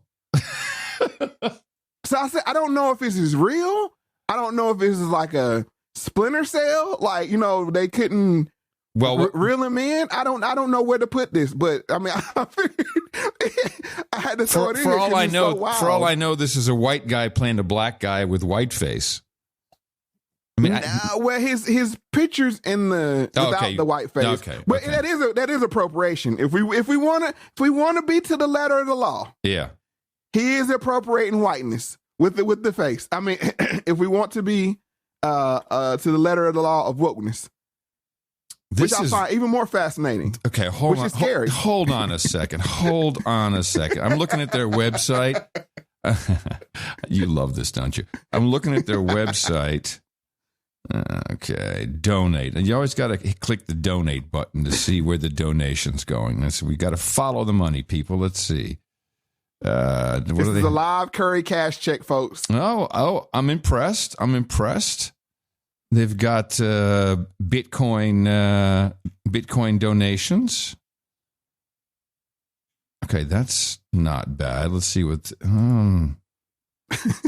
That's got to see where it's going to. It'll take me too long because I got to fill in some information. This I will have to look at. I'll tell you this. Can you give it to me so I can relay it to the people? Oh yeah. On the lost tape. Oh heck yeah. So I mean, this is gonna be fun. This is gonna be fun because now I get to stump you, and then you get to go do your thing, and then we get to feed it back to the people. This group is something else, Mo. You want to hear more? Yeah. Okay, let's play the next game. Then you wanted to talk about me. You wanted to call me anti-Semitic. You wanted to call me an anti-vaxxer because we're against vaccines. You wanted to call me all kinds of horrific things. But I don't really give a damn. And none of us give a damn. But where you went wrong was when you doxed one of my members, an amazing African-Filipino mother. And you made her so worried about her own safety that she had to pay for a more expensive security system, and she could barely afford it because you know that's the reality of us poor and working class black people. We just don't have money to spend, make it rain like that, and especially not with COVID taking all of our jobs away. So we told you you need to pay up. We told you you need to give reparations to our comrade that you doxed. And let me clear up all those nasty things you want to say about me and say about my brothers. Land back! Land back! Land back! Land back! Land back! Land back! See, Antifa, you want to co-opt our movement, but we're not going to let it happen. Not this time, Mayo boys and girls. in your suburban world want to jump on our hashtags just so you can come outside and play a video game and bust some windows, huh? Break down some businesses. Well, you've been messing up because you've been destroying black and brown businesses. Is this the same group that was going to, get some land in Colorado? This is performance art, and this has got to be the largest troll in the world, or perhaps a very sophisticated op that is unfolding slowly. I don't know. That's why I said I don't know where to put this, because are you burning Antifa? Are you willing to go out there anti-vaxxing like that in a op? I don't know. Like I said, I don't know. And look at this: sellout AOC dropping jaws and dropping bombs. They've got a real organization here with people. This website is maintained. There's something that's not bad. It's good stuff. Jeez, fascinating. Like I said, I if I had to lean, you're not going to bring up those hot button issues. But it's like, what do you do with them? Like what's going? I don't know. Like I said, I found it fascinating. I thought that would be a good way to end the show. We're in. I know when people say we're in a simulation. Like, what is going on here? Well, this is put together by some script kiddies, but they have the organizational manual, which is pretty detailed. How to organize. Okay, there's something sophisticated going on here. Mm-hmm. There's something very sophisticated here. And they've been doing this. They're not brand new. No. They're not brand new. Oh, my God. Well, Mo, thank you. Once again. Give you a woosah for all that. Appreciate it. Oh, so man. That's great. That's my wrap on binary thinking. Everybody's had their 2 shots. If you listen through the show so far, of your, the vaccine to heal, people listening, being empathetic listeners. And don't worry if your immunity wanes, we've got a booster with a live next Wednesday and another show, like a booster after that and a booster every week if you want. Yep, we got a booster every 2 weeks. Mo, thank you. 2-week regimen. Thank you so much for doing such a great job, man. This was. I always learn something, and sometimes it's just like, wow, my jaw drops open, and this was one of those moments. It was a great job. Really cool. I appreciate Adam, and as I always say, pay attention to everything, and the truth will reveal itself. Remember to support us, MoeFactz.com. Mo, I will talk to you within the week. Yeah, I'll see you later, Adam. See you all next week, everybody. Bye.